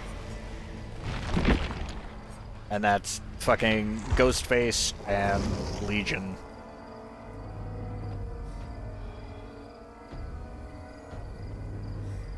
But even then, it's like, I only have less than, like, what, 300 hours in this game? Actually, how many hours do I even have in fucking Dead by Daylight? Let me pull up Steam here. Yeah, I literally only have 269 hours. Nice.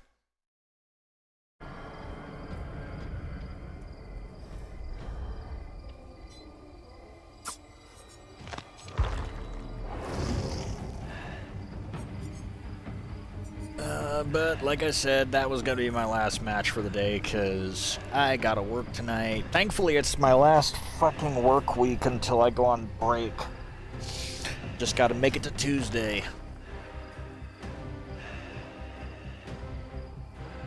Oh, it's fine.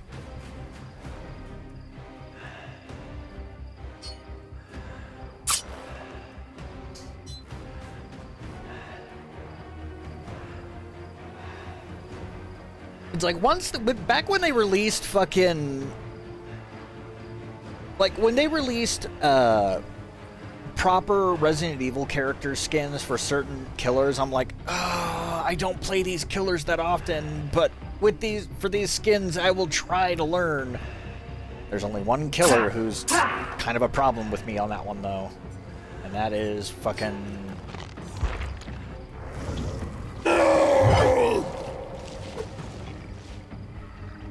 Like, both Blight and Ghoul, I'm just like, how the fuck do your mechanics work? My fucking head hurts. Like, I am a simple fucking man. That's why I like Legion. That's why I like Ghostface. There's nothing complicated about swish, swish, stab.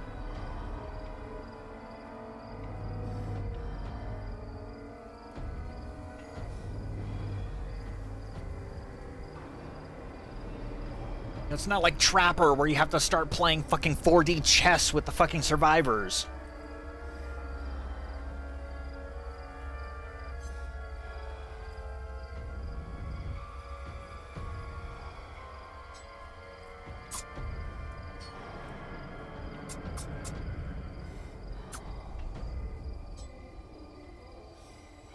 Like, I can't... Like, I have nothing but respect for people who main Survivor. At least the ones that aren't salty bastards about it. Because, here's the thing.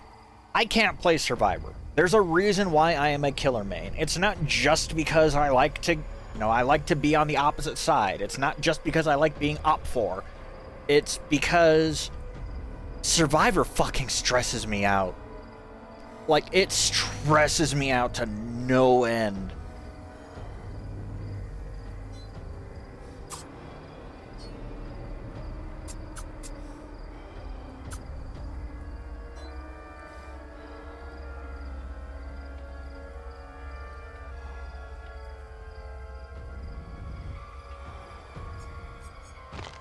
It's like, my stress levels are already bad enough as it is. I don't need fucking... something I do to try to take my mind off of shit to make things worse. That's what I have Silver Surfer for.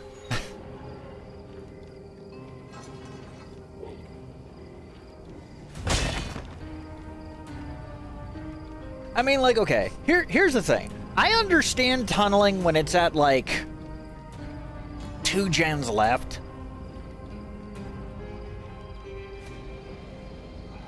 Like, if there's 2 to 1 gen left, I can kind of understand a killer tunneling someone out just because they want to get at least 1 kill in.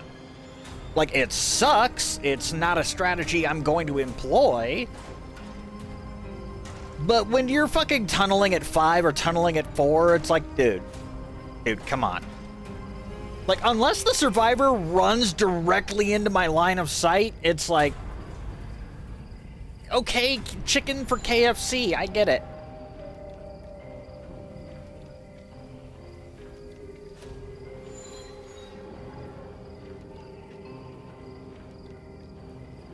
Yeah, it's like 3 to 5 gens, it's kind of like, dude, you're not even in mid-game yet. Chill the fuck out.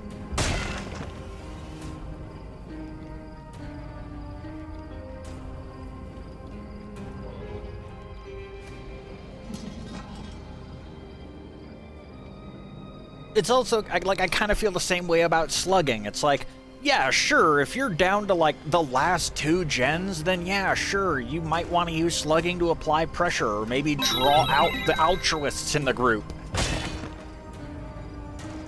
But, like, if you're doing it way the fuck too soon, it's like, my guy, fucking improve. Also, thanks for the follow.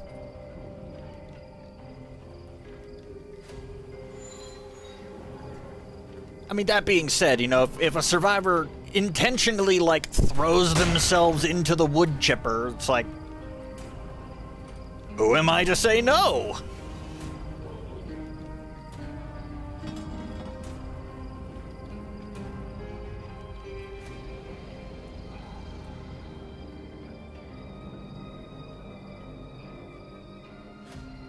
Like, the way that I basically view it is more or less this.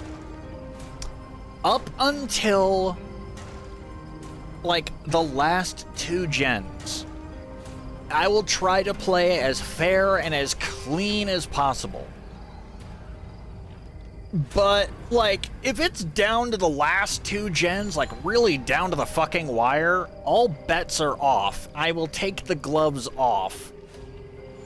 Usually this doesn't mean jack fucking squat because I'm not some fucking super sweaty, ultra hardcore, knows everything killer.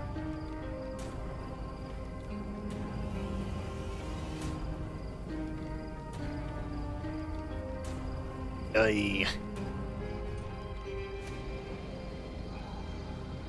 like, I personally don't understand the mentality of these people who will slug.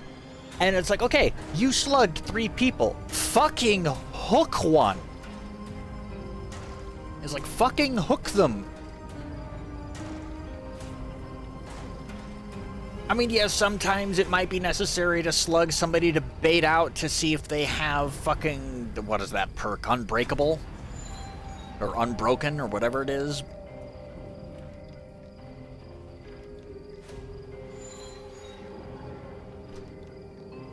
But at the same time, it's like, my guy, you're literally ruining the experience for the other player. Nobody likes having to crawl around on the ground waiting for the fucking bleed out timer.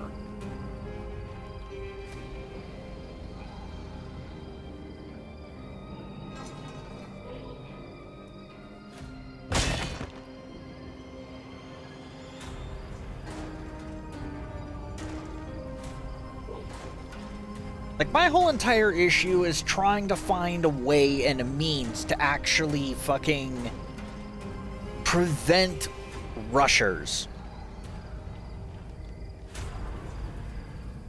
Like, I get it. That's the whole point of the survivor side of things. You are supposed to repair generators. That is your whole part and parcel. Your job is to get the Jennies up and running and get the fuck out of Dodge.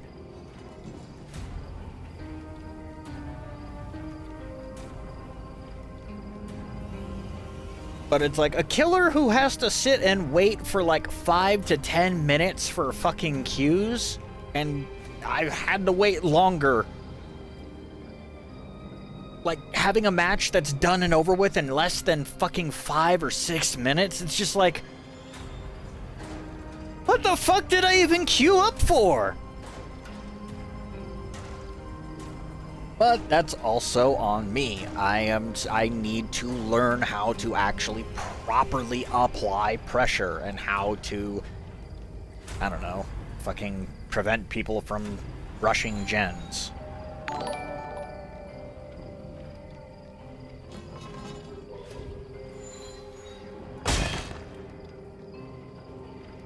I mean, that's kind of why I have, like, at least now I've figured out a fucking means to actually run emulators in the background so I could just, like, shift tab, no more controller pass-through, which I have been begging behavior to just fucking give us PC players the ability to disable controller inputs without having to unplug a fucking controller.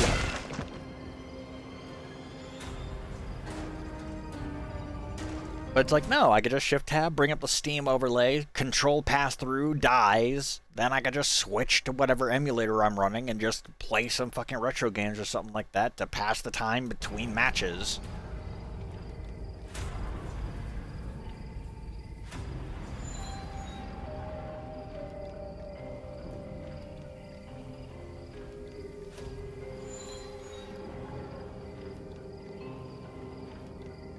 What the fuck is with that stance with Pyramid Head?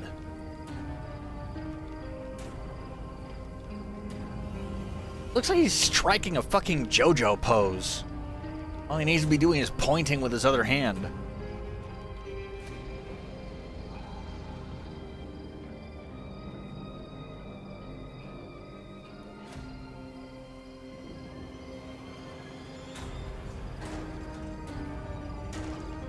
Just queue up fucking...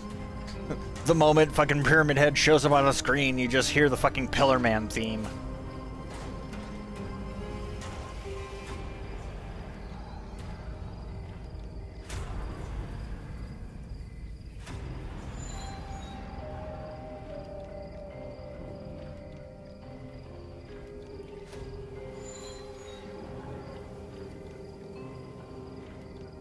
Just have a fucking Dwight fucking slowly approaching Pyramid Head. Oh, you're approaching me?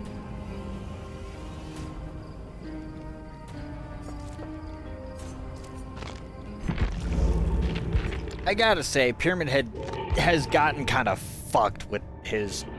the devs for real gave him a booty. Just fucking... Why the hell is Pyramid Head cheeked up?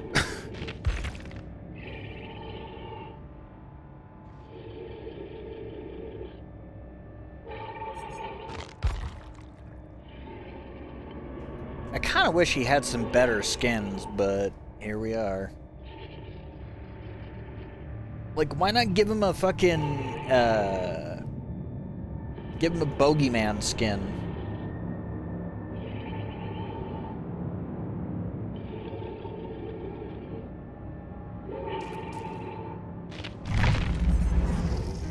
Skull Merchant? You mean the killer that literally no killer actually wants to play?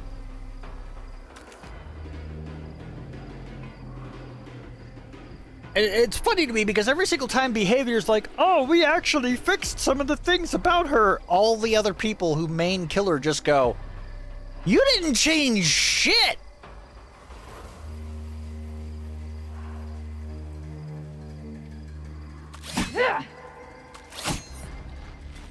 Yeah, sure, her design is interesting and everything like that, and her fucking, like, cosmetics are fine. But, like, it's like, my guys, she's still fucking useless.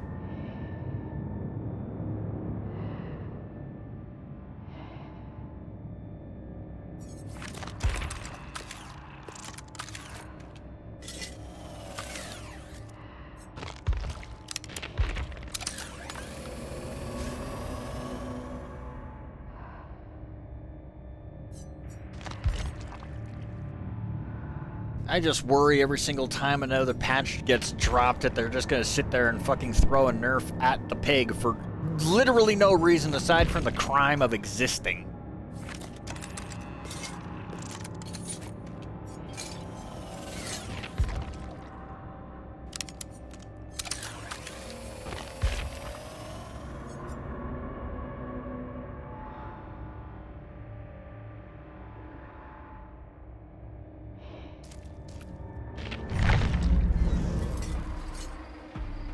Like, honestly, I feel like...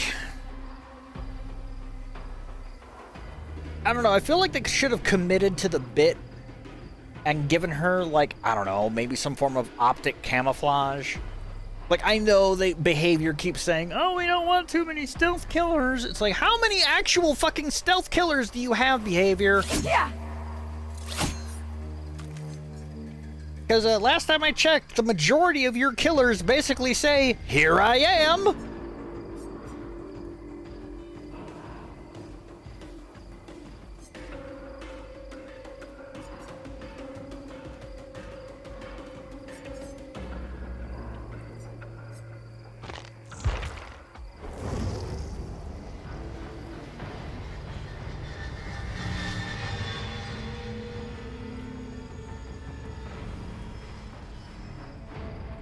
I mean, hell, one of the reasons why I'm kind of disappointed, just a tad, just a smidge, with the way that the Legion works out, is because the fucking trailer for Darkness Among Us presents Legion like they have the ability to actually blend in with other survivors. Instead, what do we get? Oh, they can run real fast and apply a bleed. Then why the fuck would you fucking present them as fucking having the ability to blend in their trailer?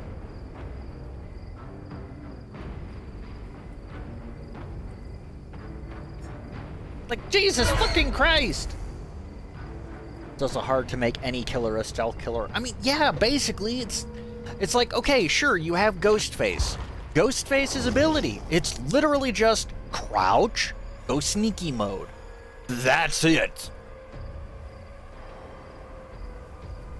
Exactly.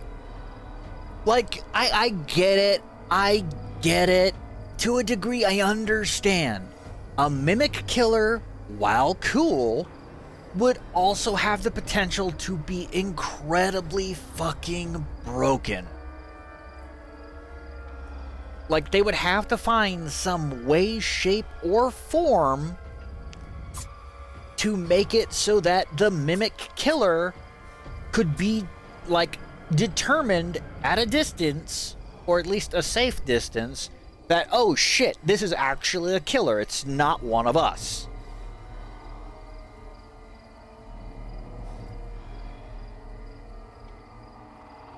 But it's like, how would you balance a mimic? Like, unless their ability to blend in with other survivors had a very short timer on it before it faded off, or it, like, I don't know, maybe when you're close enough, it kind of starts to look glitchy.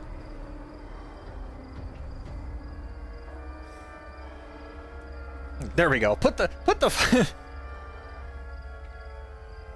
like, fuck it. Put the spy from TF2. There we go. We got Bill Overbeck. Why not spy? You're being chased by a tall, gangly man who insults you in French.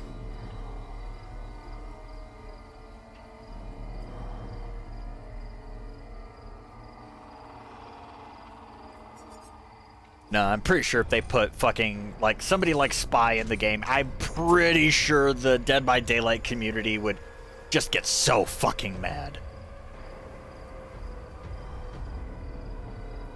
Yeah. I mean, fuck. With how popular fucking analog horror shit is right now, why not have a fucking mimic killer that's kind of like fucking alternate? It's like, oh, hey, look, it's Dwight, except, oh, God, that's not Dwight. It's like, the silhouette from behind looks like Dwight, but once he turns around and gets close enough, oh, Jesus Christ, that's a face that only a mother could love.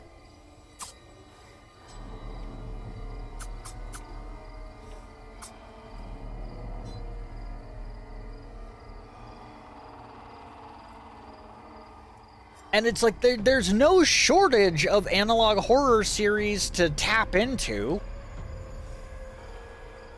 You know, it's like you have Greylock, you have fucking the Mandala catalog.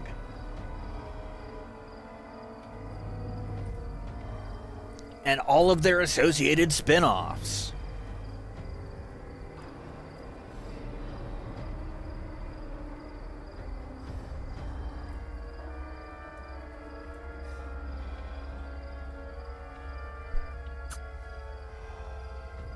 I mean, granted, on the one hand, it'd be a smart idea and a great way to capitalize on something that's really fucking popular right now on the internet. But the question is, how do you approach it in a way that still respects the medium and doesn't look or sound like an outright flat cash grab?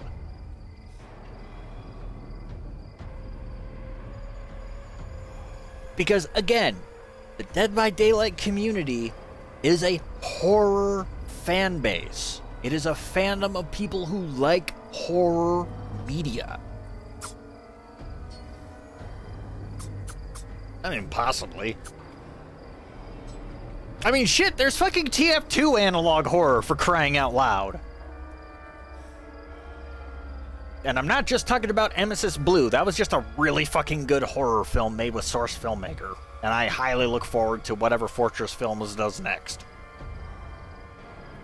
But shit like Server Blight.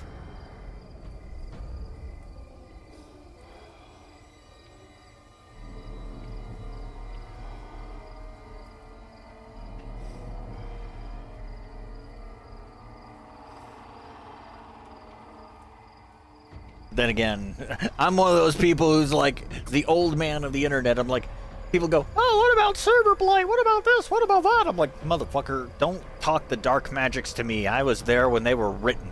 I remember things like Penis Cupcake and Dick Soup Can. And the Vagineer.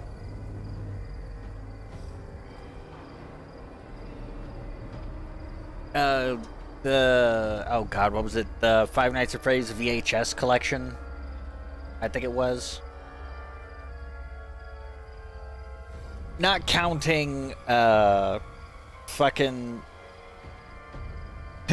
It's like, not counting shit like, the Walton Files.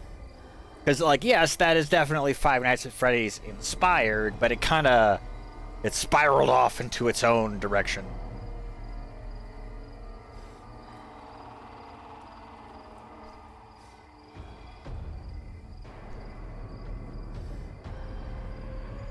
It's like the Walton Files is great though. Like most of the projects associated or attached to it, even the non-canon entries, like the Pumpkin Rabbit, it's great fucking stuff. Like independent online horror is getting like when it succeeds, it's great.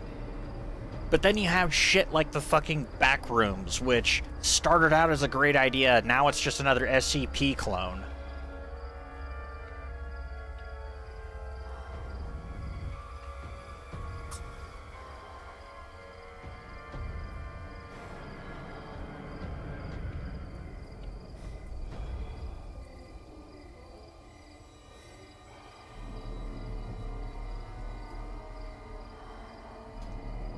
I mean, it's like, okay, the Pumpkin Rabbit, it's very, very, like,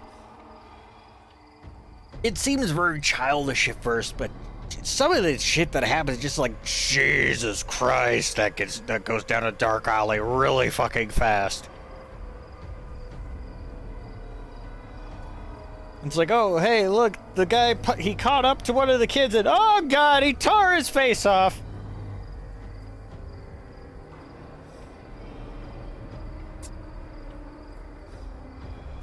Like, you ate his face? It's 2:07. I need to be winding this shit down so I can get some sleep. I work tonight, and I fucking hate it. First night out of 5. There's a light at the end of the rainbow, and fucking I get paid on Tuesday. I gotta pay my rent. I gotta pay my fucking power bill. See what other subscription shits are gonna come out of my paycheck, and then, I don't know, probably use the rest of it to buy fucking soda or something. Drinks and food. Because then I got 5 days, well, technically 9 days off.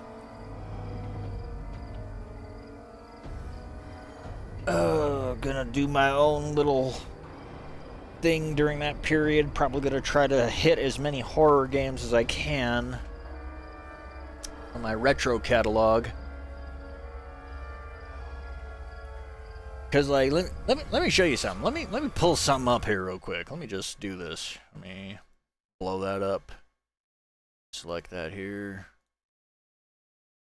Where is it? Transform. Stretch the screen. Give me a second while I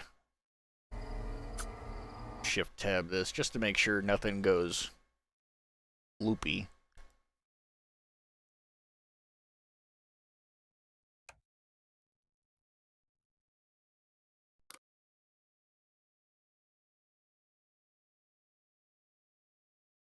Like, this is what I normally do. This is my normal.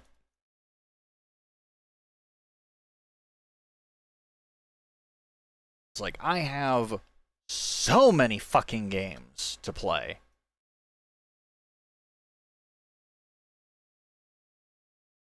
And the thing is, it's like I've only played like maybe a thimble full.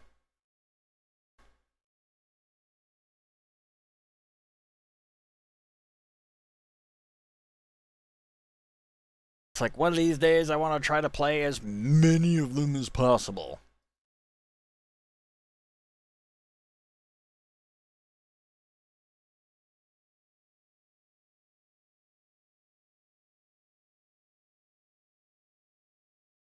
Granted, there are some games that are a little less on my list of, I will beat this game.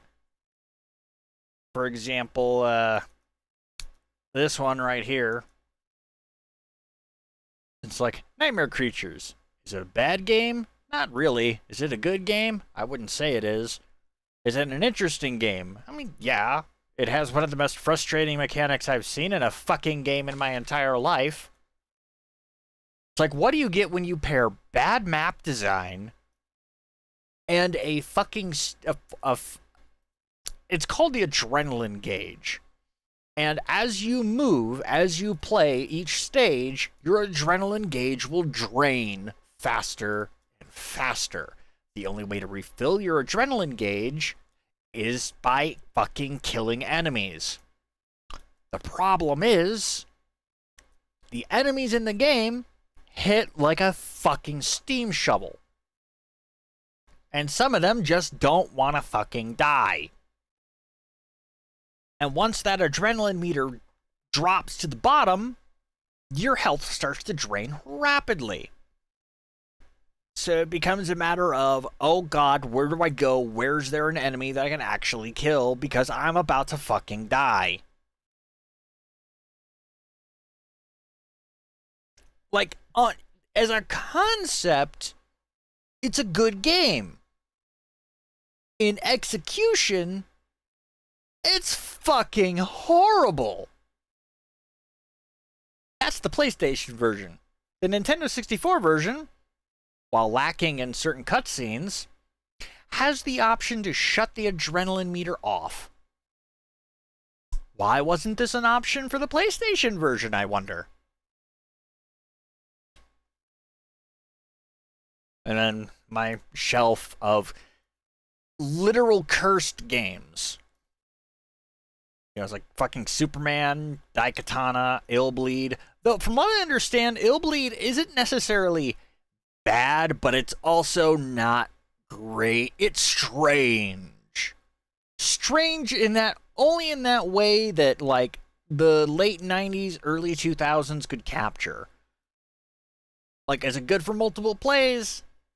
From what I understand for Boulder Punch, yeah, it's actually not too terrible. I have to try it myself. Bubsy 3D speaks for itself. This is a game that is not a game. It is a fucking tech demo. It is basically somebody at Accolade saying, hey, we want to fucking take a chance and make a 3D platformer, when, like, the only other 3D platform to actually take the plunge was Mario 64. Like, yes, it was a bold step. However, it wasn't a step as much as it was a fucking stumble. The good news, the engine that they created to make Bubsy 3D would actually later be used to better purpose to make Siphon Filter. The more you learn. These are just fucking... I don't understand why Wisdom Tree, formerly Color Dreams, just felt the need to be like, hey guys, we're gonna put religious fundamentalism on the Game Boy and the Nintendo. Why? We don't know. That being said, Color Dreams / Wisdom Tree were one of the first people to actually realize how to bypass the NES 10 lockout chip. I don't think I have to say anything about this one. Fun fact, the landfill where most of these cartridges were buried, the Atari 2600 ET cartridges, is actually not that far from where I live.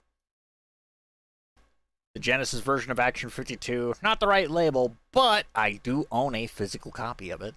I don't know if that's a good thing or a bad thing. Dark Castle, more like Dark Asshole, it's a shitty game. Really shitty game. Mylon Secret Castle, I already used the asshole joke. It still applies. Action 52. It's not really a game. It's a collection of shit that was probably developed by one dude in their basement who maybe got like a slice of pizza every 10 games he developed.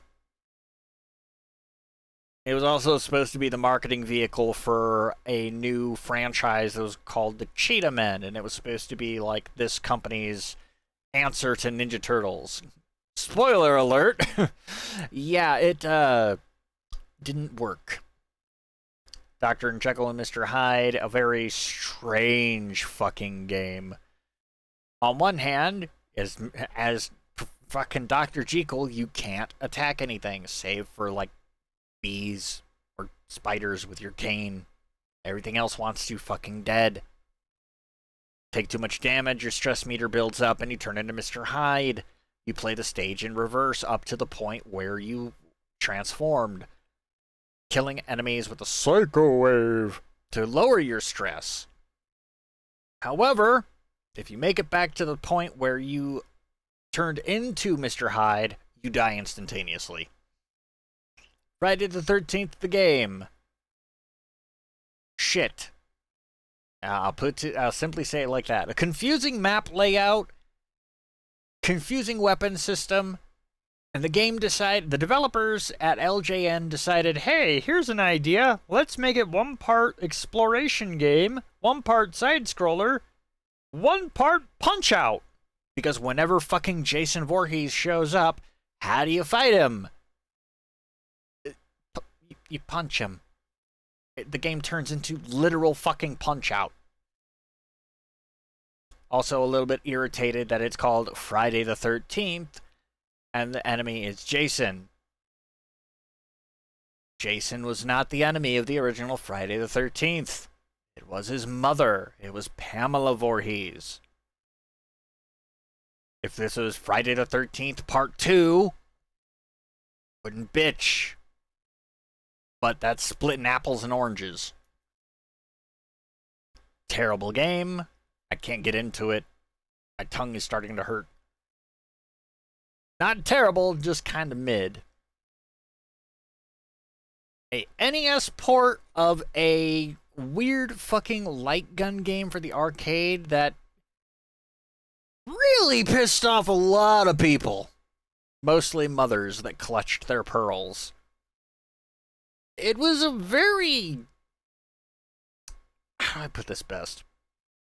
Pixelated, gratuitous graphic violence.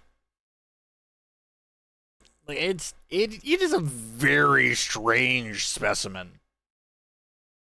Like the arcade version of it is fucking weird. The NES version, it's toned down slightly. It's still fucking weird. Deadly Towers, again, just a terrible fucking hi, Lewin.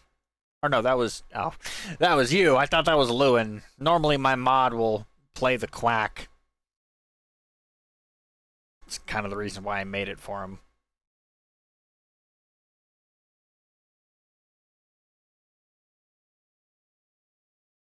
Of course, we got more games over here. And the thing is, all of these work. They all work.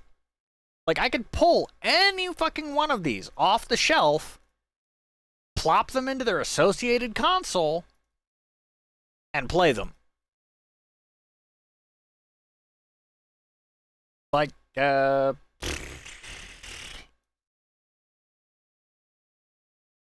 fuck it. Let's turn on that so I actually know what game I'm pulling out here. A Nightmare on Elm Street. The funny thing is, people look at this and they go, oh my god, it's LJN. No.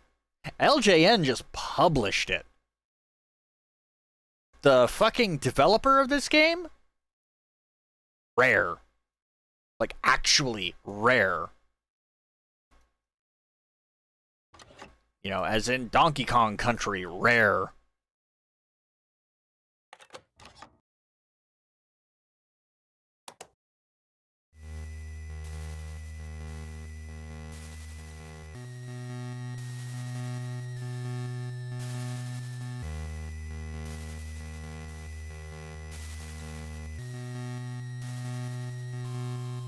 I think this is one of the only non-sports games I could think of that actually utilized the 4 score.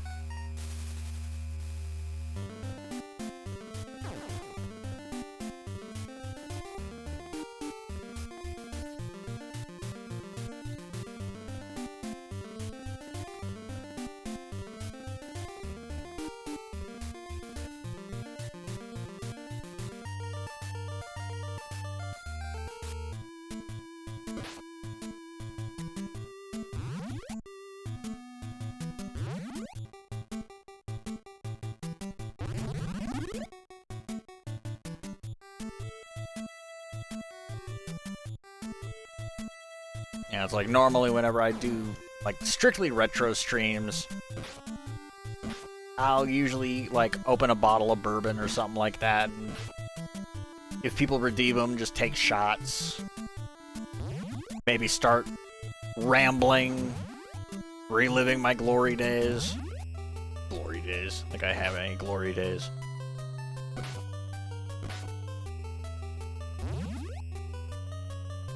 It's like the only noteworthy events that have ever happened in my life are usually the results of terrible misunderstandings or fucking accident.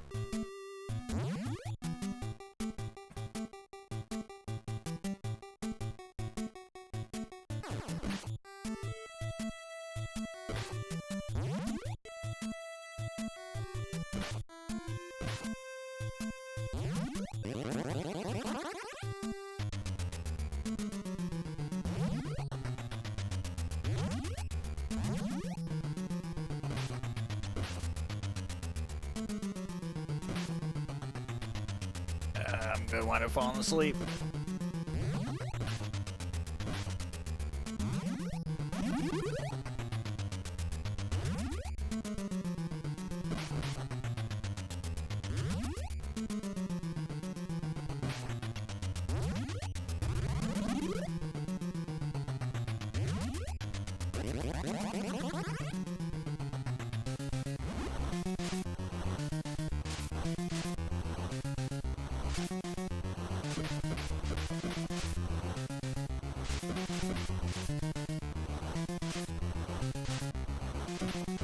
And of course, one of the best things about this whole setup is that it actually also has the web net play.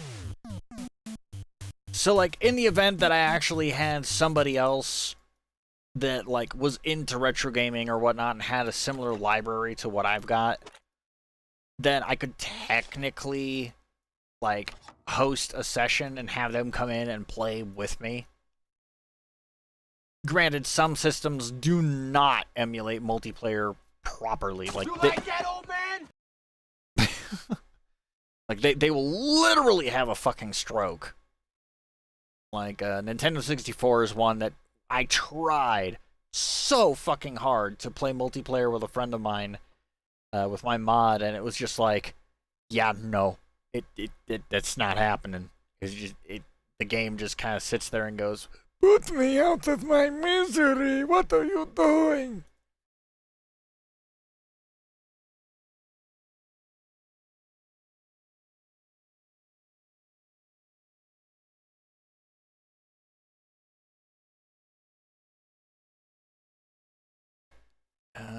You know what? One more. I'm just gonna play the intro movie to it. Then I'm gonna call it quits and get some sleep, or try to get some sleep. Wait for my fucking sleep meds to kick in. That's one thing I'm gonna have to do when I'm on vacation is stop taking my sleep medication at least for a few days, so my system can flush it out.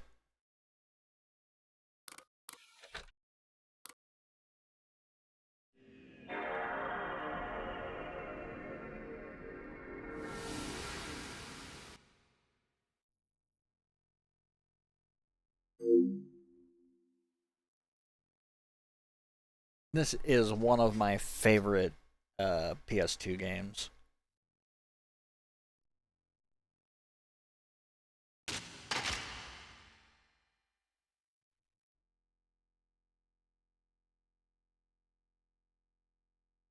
Back when games were allowed to have spirit and be fun.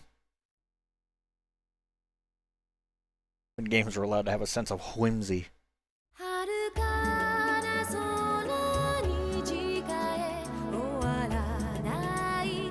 Exactly.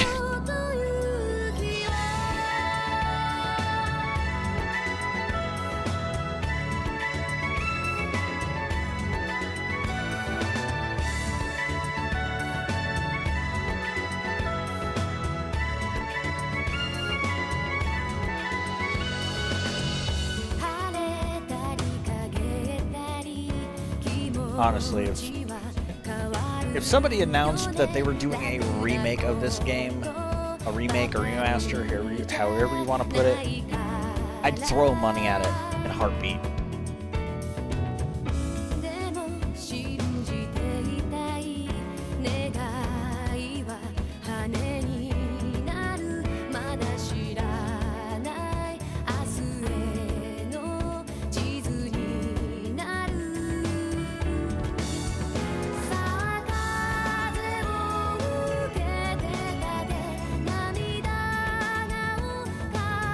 Like I did with the Gex trilogy.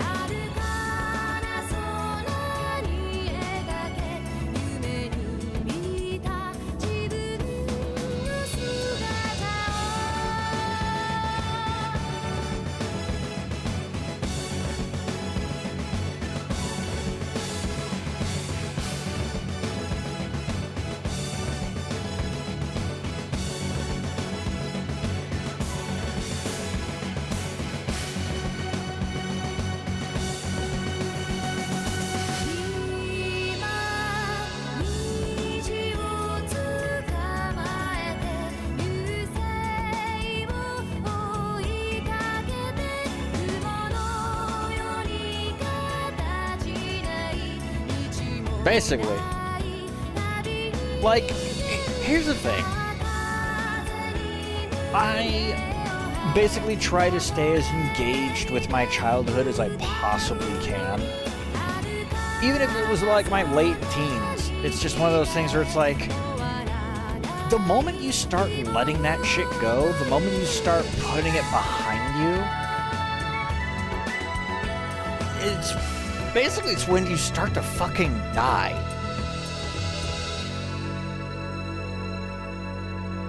Like, I know that sounds bleak as fuck, but it's like, the moment you stop enjoying things that you like, that made you happy as a kid, do they still make you happy as an adult? Then why the fuck stop doing them?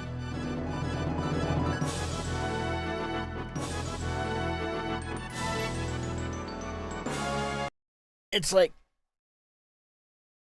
if watching old cartoons makes you happy, watch those old cartoons. If playing old video games makes you happy, play those old games. I mean, hell, if fucking whittling little wooden caricatures, then yeah, do your thing. And for me, it's playing old video and watching old TV shows and shit. Granted, the one major TV show that I continuously watch and basically allow my wallet to be drained by is fucking Kamen Rider. Granted, I have a friend at work that introduced me to Kamen Rider proper.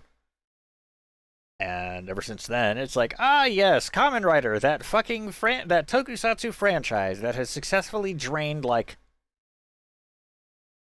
over $5,000.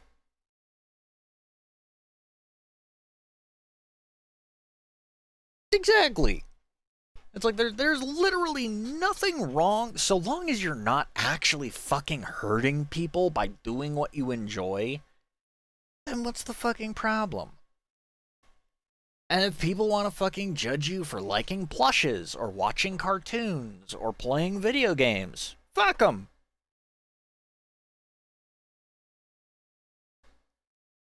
It's like they ain't you. They don't know what's best for you.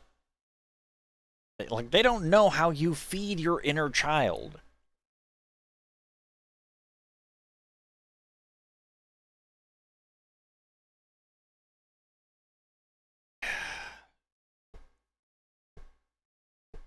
It's like, yeah, physically you're gonna get old.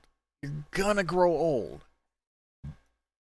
And I guess technically dementia, you know.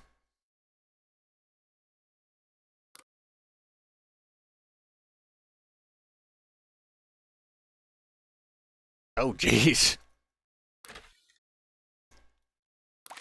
I mean, I can't really speak too far off from a similar situation when I was about, oh fuck, what was it? Oh, I think I was around 10 or 12, somewhere in that neighborhood. I was a member of the Cub Scouts, and we were on a camping trip. I cannot remember what mountain or park we were at. But at one point, it was me and two other scouts. I only remember one of them because I hated him and he hated me. And the only reason why I hated him was because he would bully me constantly.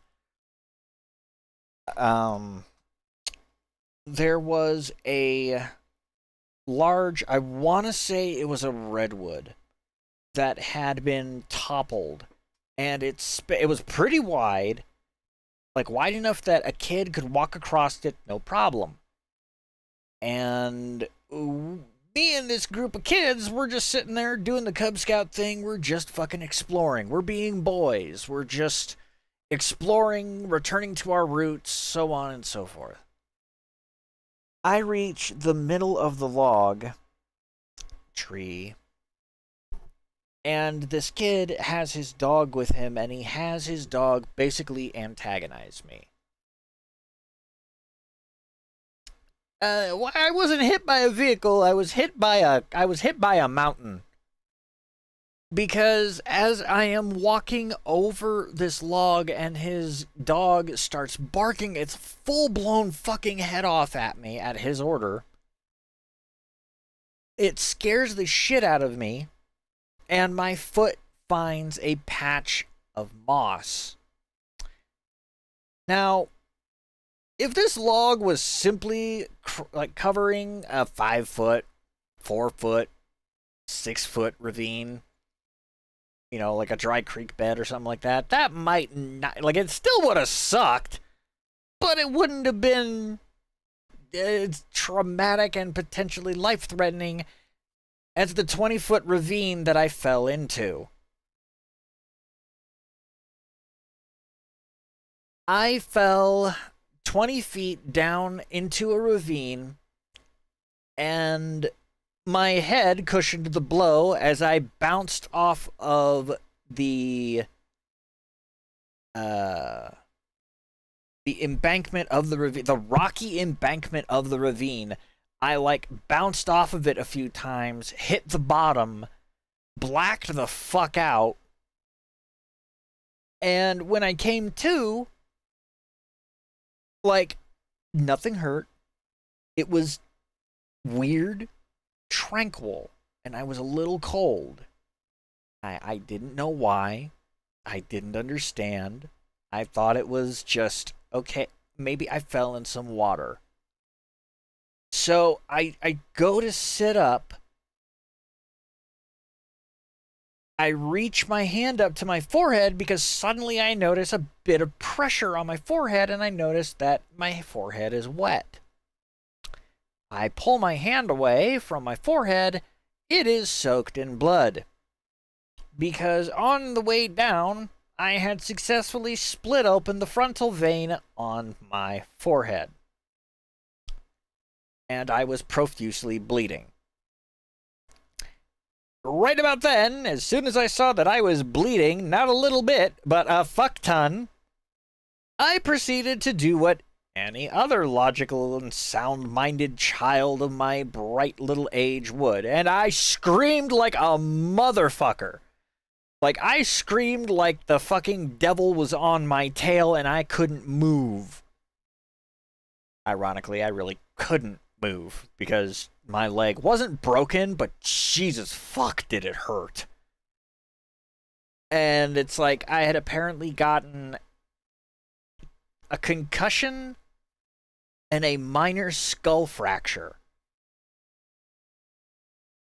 And then as soon as the scoutmaster caught wind of my situation, they flung themselves into that ravine. Like, they fucking leapt. And nearly broke their leg in the process. But it's like they land in the ravine, they pick me up, they have another scoutmaster with them, and they basically try their best to carry me as gingerly as possible to a car. They bandage me up tightly. I felt like a goddamn mummy. A mummy with a splitting headache. Took me to the hospital, that was the nearest hospital that they could, where I would proceed to be bedridden for several hours. I had to get stitches in my forehead to close the wound. And basically, the doctors and all the other on-call staff present in the room basically telling me, you cannot fall asleep. We cannot allow you to fall asleep. I know you're tired. You cannot fall asleep. Like, they were doing everything in their power to keep me stimulated. Because, as anybody knows, if you get a concussion, quote-unquote, falling asleep could result in you never waking up again.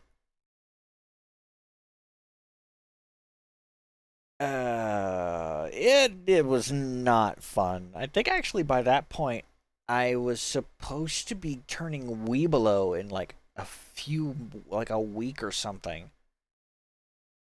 But it was like, that was the last time I actually did something involving scouts. It was just one of those like, yeah, so long as there are certain individuals in the camp or in the fucking pack, I cannot be involved. But I wouldn't doubt it in the slightest if my casual jaunt into a ravine utilizing my face as a break wall, I'm pretty sure that might have had something to do with my mental instability and my fucking hair trigger temperament. Because I remember before that point, I was gentle, I was shy, I was the most bashful kid you would have ever met. But like after that, it was just one of those like, there was a couple years I was kind of quiet, just kind of tried to still be a kid. But then I started getting mean, like really fucking mean. Like I would snap on a dime.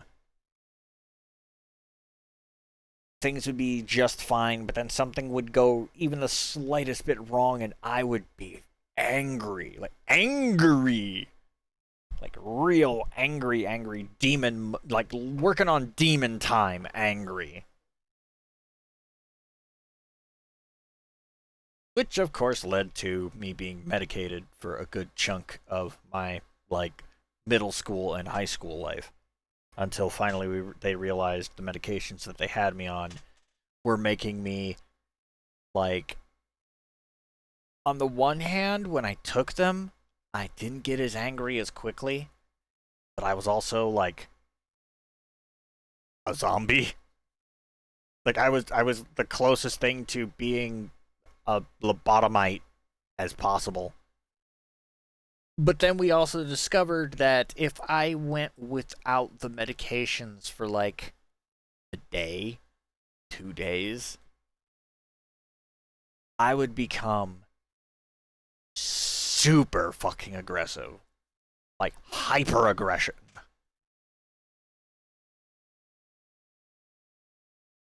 Of course, after long enough time of not taking the medications, my body evened out again. And it's like, things just kind of... We learned that it's like sometimes I just need somebody there to tell me, hey, maybe you need to dial it down a little bit. Like, yeah, you're getting a little too angry. Dial it down a little bit. And like I'll have a little introspective and just kind of be like, holy shit, you're fucking right. I'm turning into an asshole. Like I need to put a cork on that. Like I still get fucking angry. Like I got really fucking angry. But now it's more one of those things that I can't necessarily quote unquote control it, but I can start to like actually outside looking in realize maybe it's best I step away from whatever it is that I'm doing at the moment that's pissing me off so bad. And it was just one of those things. It's like I need to talk to a doctor about potentially getting medication or something for my fucking issues, because like I have attention deficit, like I have ADHD, I have like, I don't know if I have depression. I don't know if I have anxiety, like social anxiety. But, like, I would like to talk to a professional who might actually be able to, like, point me in the right direction. Be like, hey, this medication might be able to help you with this problem. Maybe we can hook you up with a therapist so you can actually start talking to somebody about your issues.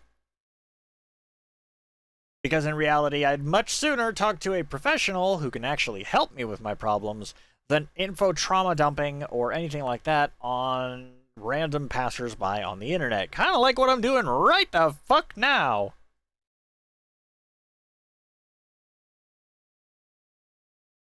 And it's like, I think one of the few people that I actually have in my life that I can actually, like, talk to without judgment or anything like that, who will, you know, they'll still be like, okay, look, yes, I get it, this shit sucks, but, you need to better yourself, my friend.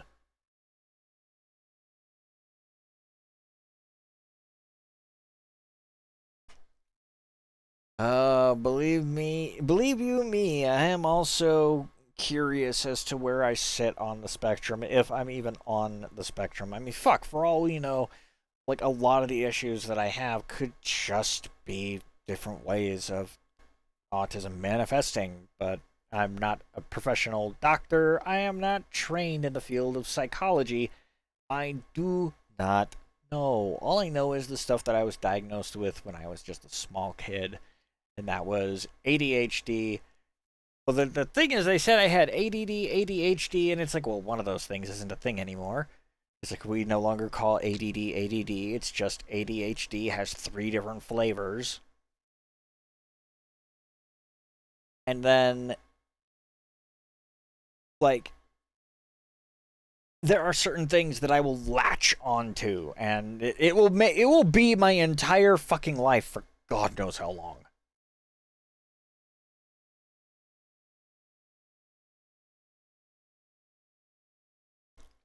Like, a good example. Yeah. Okay. I've got to ask this question. Since you have the like the texture, like the texture sensitivity, I've got to ask. Like, gelatin, marshmallow, like marshmallow fluff, fucking rehydrated cereal marshmallows,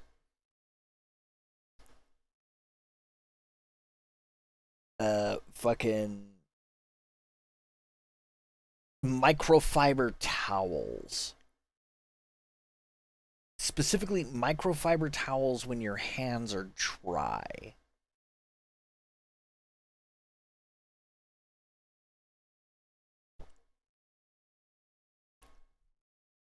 Like, there's a list of things that I literally will not eat.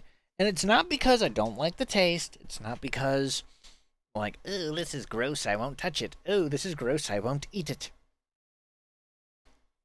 Get the fuck away from me with the marshmallow fluff with the damn microfiber towels. I will hit you. Okay, so we are of a mind. It's like, I hate the feel, like, a microfiber towel when it's like your hands are wet or whatever. Fine, whatever. But like dry hands and how it grabs you. Like my thing is, I don't like marshmallow fluff because of the way it feels in the mouth. It's this very weird inconsistency. Like, it looks like a solid, but it is lighter than, say, frosting.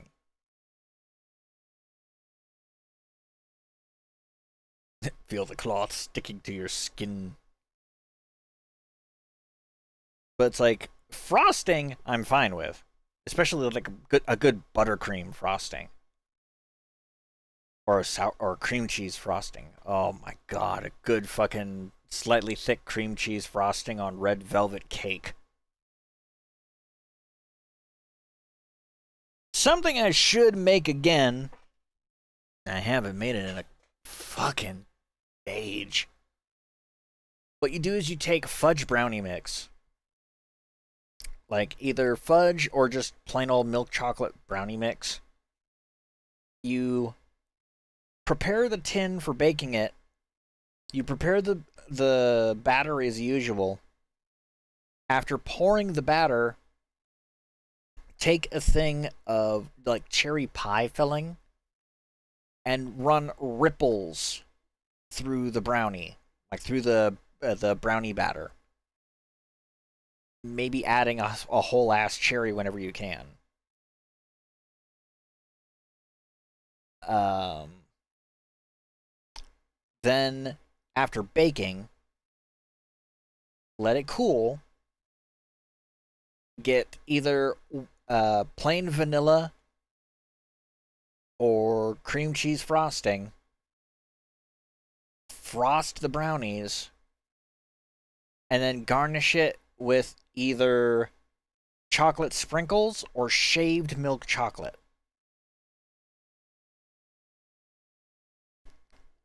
It's like, it is sweet, it is tangy, it is chewy.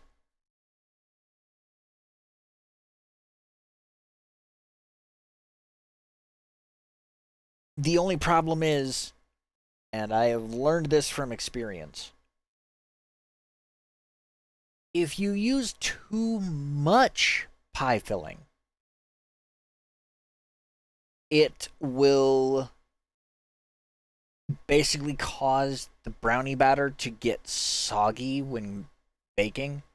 Then again, it could also just be me being stupid and not taking into the fact that there is a wet component or a semi-solid component to the brownies, so maybe I should bake the brownies a little bit longer.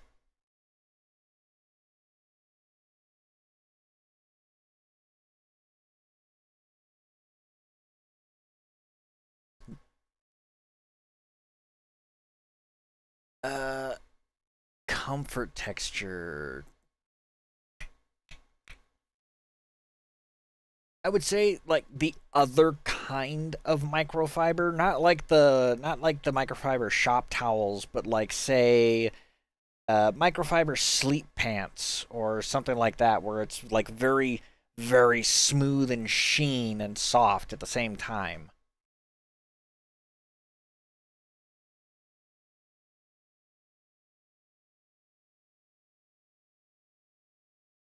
That or shag carpet.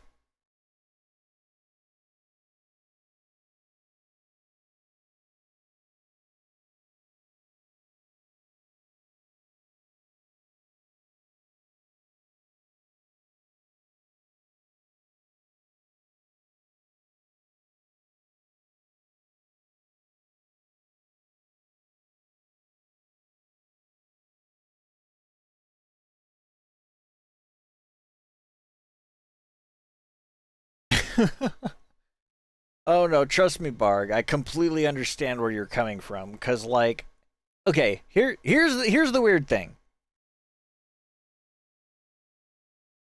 Gummy worms, gummy bears, those are fine. Sour Patch Kids, like gelatin quality, that's also fine. But like that weird in between that I think can only really be described as like school lunch pail fruit snack texture, like where it's not quite gummy, but it's also not quite like solid slash chewy. Like it feels like they couldn't make up their mind. That's not even really rubbery.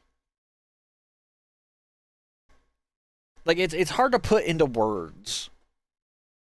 All I know is it's like when I chew on it, it just is like, even when I was a kid, it was, I can't do this. But then again, I also have a issue with Jello. Like not pudding. Pudding is fine. You know, pudding, yogurt, fine. I could do that. I know not everybody can, but I can do that. But like Jello gelatin, I can't do that. I will yak almost instantly the moment that shit hits hits the back of my throat. It's game over.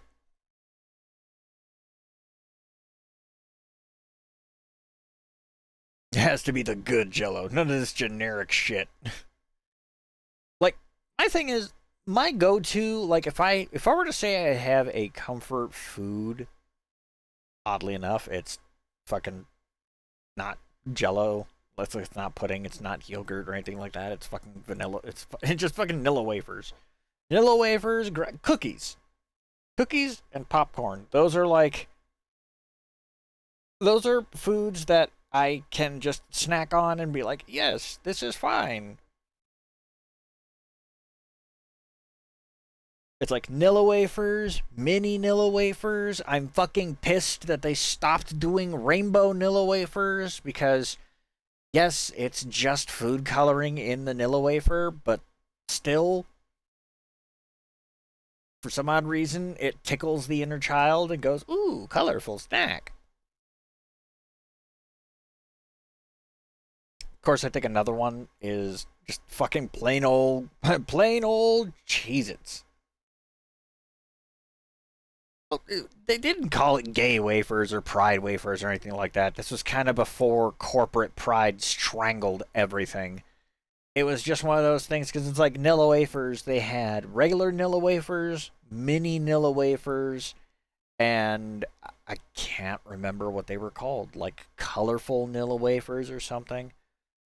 Basically one of those things where it's like, oh yes, if we make it in different colors, kids will want to eat it.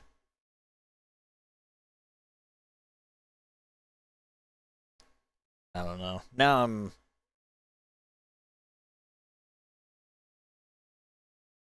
It didn't want to spell rainbow. I mean, I get it. But it's like there are some snack foods that I remember from when I was growing up that you don't really see anymore. And it's just like I just sit here and go, what happened to them? Like, where'd they go? Like, where are my individual, like, mother's cookies? Spaghetti is a go-to. Oh, God. Nothing can beat a good spaghetti. Like a good pasta, even. Also useful for garnishing the banana cream pies.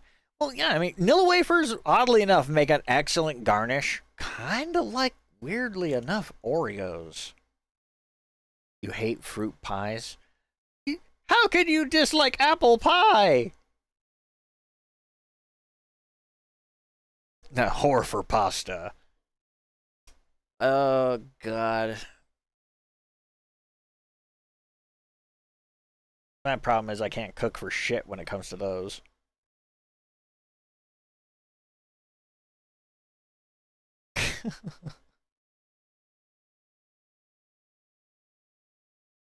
I tell you, now that I'm thinking about pie fillings and shit, one last thing before I call it goods, for reals. My grandmother, at one point, she made it. It wasn't a pie per se. She took like graham cracker crust mix, prepared a graham cracker crust, lined the inside of a baking tin with it, like a square, like a brownie pan with it. Prepared like standard plain old good old fashioned cheesecake, prepared that inside, let it cook, then put a layer of like a layer of apple pie, like apple cinnamon pie filling with chunks of like little chunks of the apple and fucking a layer of streusel. That shit was fucking divine.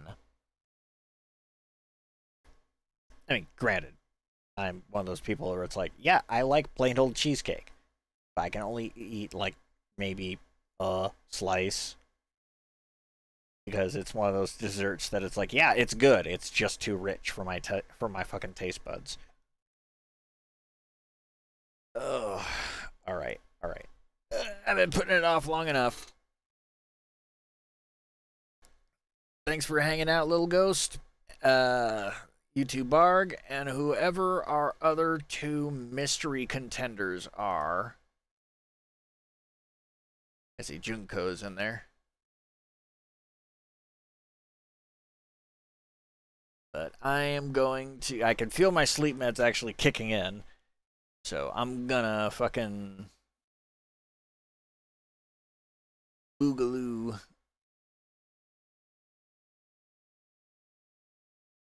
I'll probably be back tomorrow. Don't know what I'm gonna stream, but I'll be back tomorrow. All y'all.